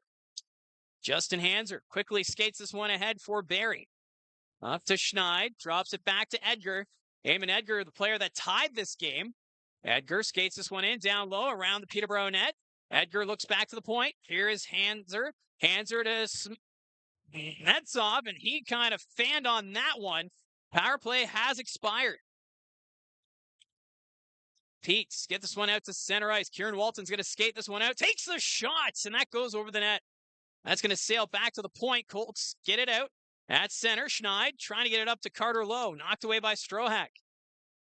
Novotny gets the line. Edgar couldn't keep that one in. Delayed offside against the Colts. Strohak back to pick it up. Approaching the final minute of the third period. We are tied at 4 apiece. Pete's with it. Lutz goes behind the net, trying to put it in front. Blocked by Salandra. Lutz still with it. Knocked off stride, and that's going to leave the zone. Now it's Joe Salandro, the partial break. Salandro trying to tuck it around. He's taken down. He had Cameron on top of him. Play continues. Salandro trying to get up. Puck's forced back by Petrovsky. Pete's move it forward. Kolarek sends it across to Lutz. Lutz dumps this one in. 28 seconds remaining. Passmore. He'll get it in his skates. Sends this one back. Picked up by Emerton. Cole Emerton. He'll take his time. 15 seconds remaining. That's deflected, so no icing. That's going to roll on net. Rye decides to play it. Lutz in the corner. He's just going to let the clock run out. And that will do it. So we're going to get a little overtime here tonight between the Barrie Colts and the Peterborough Petes, tied at 4. Oh, a great game tonight. And Barrie started getting some pressure late in the third period, able to tie it up. And an entertaining one for all 60 minutes. It was Teague Vader opening the scoring in the first period. Colts 3 for 3 on the penalty kill in the first, but then power plays would start to work in Peterborough's favor. Braden McCallum on the power play, tying the game at 1 apiece. Evan Passmore gets a floater to the net to tie the game, or give the Colts a 2-1 lead before Aiden Young will get one to make it 2-2. Carter Lowe on the power play made it 3-2. Young would respond then on the power play after Edgar's delay a game to make it 3-3. Peterborough would keep the pressure up. James Petrosky getting a shot to the net. He'd make it 4-3. Peterborough's first lead of the night would last until 3 minutes left in the third period when Eamon Edgar found the back of the net and tied the game. A goal, 2 assists for Edgar tonight. And that's been the trend this season for the Barrie Colts. Extra time, because now 20 of the 67 games this year have now needed overtime. That's the most overtime by any team in the OHL. The Barrie Colts right now 6-3 is their record. Well, Peterborough, they're up there too, aren't they? They're solid in the overtime. This is now 14 games for them. 7-1 is their record in overtime. The media kit has them separated by points, and Barrie Peterborough, I believe, 3-4 in points in extra time, and 2 good teams going at it. We talked about Barrie needing some other guys to step up, and you look at it tonight. No, it's not Brad Gardner or Mason Sapeski getting goals for this team. It's not Joe Salandra. It's 2 defensemen. Vader getting his first, Passmore getting his third. Carter Lowe, a guy that's going to play on the third line in the playoffs, getting his 11th, and then Eamon Edgar getting his 6th, and then his 3rd point of the night as well. And more importantly, with this point for Peterborough, they stay ahead of North Bay in the Eastern Conference standings. Right now, 1 point up on the Battalion. They want that extra point to stay 2 ahead of the North Bay Battalion, who won 7-0 tonight. 7-0? Sheesh. So we'll see how this one ends. 3-on-3 overtime. Zabeski takes the faceoff against McCallum, and we are underway. Petrovsky, he's going to take it back behind his own net. James Petrovsky sets up Novotny. Adam Novotny's got speed, carrying this one into the net. Zabeski stops that one, saved by Jaswal. Emerton ahead for Zabeski. Colts trying to take it in quickly, but Kieran Walton got in the way. Zabeski nearly stole it. Petrovsky goes back behind his own net, sets up Walton. Kieran Walton, he's got room, decides to skate it back. Didn't like what he saw there. Walton in front of his own net, drops it back to Novotny. Adam Novotny, he's got speed through the neutral zone. Novotny on the wing, cuts to the middle, stays with it. On the near side now, goes to Walton in the corner. Back to Novotny. Adam Novotny comes off the point. Still skating here with it. Now finds Walton up the middle. Stopped by Jaswal. Loose puck, side of the net. Scores Kieran Walton. After Arvin Jaswal made an outstanding save, Kieran Walton had the wide open cage, and the Petes get the extra point. It's a 5-4 final. Well, it took over 60 minutes, but we finally get to see Kieran Walton and Adam Novotny play together, and it did not disappoint for the Peterborough Petes. Great play. There was a bit of a scrum out in front of the net. Barrie Colts coaching staff heading off the ice. It does look like this one's going to count. Big win for Peterborough to stay ahead of North Bay, keep chugging along, trying to get home ice. Well, this is a big win as they try to secure home ice advantage. They do have the tiebreaker over the Battalion. So big victory here for the Petes. It's a 5-4 final, but despite missing key players from the lineup, the Barrie Colts, give them a ton of credit. The depth guys showed up. They were getting the goal scoring from a variety of different players and still managed a point against a fully loaded Peterborough Petes team tonight. Jason Zabeski's still out there talking to the officials right now about something. So it was a chaotic game. Oops, sorry. I know. It's our setup. Yeah, it's interesting. It's obviously too bad for the Colts. They put in a good effort though tonight, and like you mentioned, a lot of guys out of the lineup. Nice play by Peterborough at the end. Like you mentioned, the Votney Walton hadn't played together all night. Looked pretty good together on that shift. Yeah, this is a Peterborough Petes team that's got a lot of firepower up front, and that's why they could be a threat in the Eastern Conference. They've got wins against Ottawa and Brantford already this season. Now they can say they've got a win against the Barrie Colts.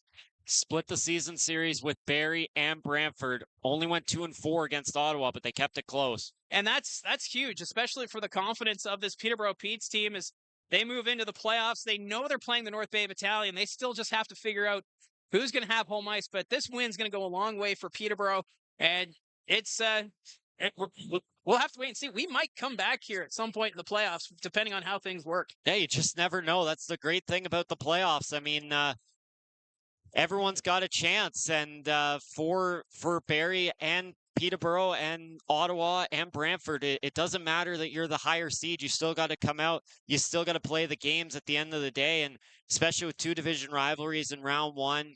You know, Niagara's got some firepower up at the top of that offense.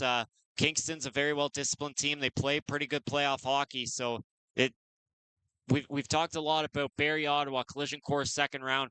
Could very easily never see Barrie Ottawa in the playoffs this year. Yeah, that's the joys about the playoffs. You just never know what you're going to get. But for this Barrie Colts team, though, we saw, I think, some important steps for this team. Vader getting that first career OHL goal. Alexander Sementsov had a couple of great chances. He nearly got his first. But then you look at Passmore. He gets his third. Carter Lowe, 11 goals on the season.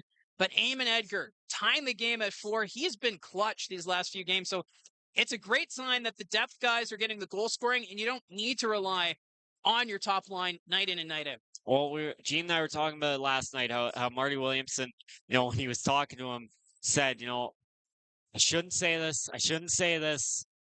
I'm going to compare him to Brian Little. And he, you know, he's a big comparison. He's got a long way to go to get to Brian Little, but he's had a really good couple of weeks here for the Colts, and he's put in a great effort. And we've talked about it yesterday a couple times, how there's a few guys.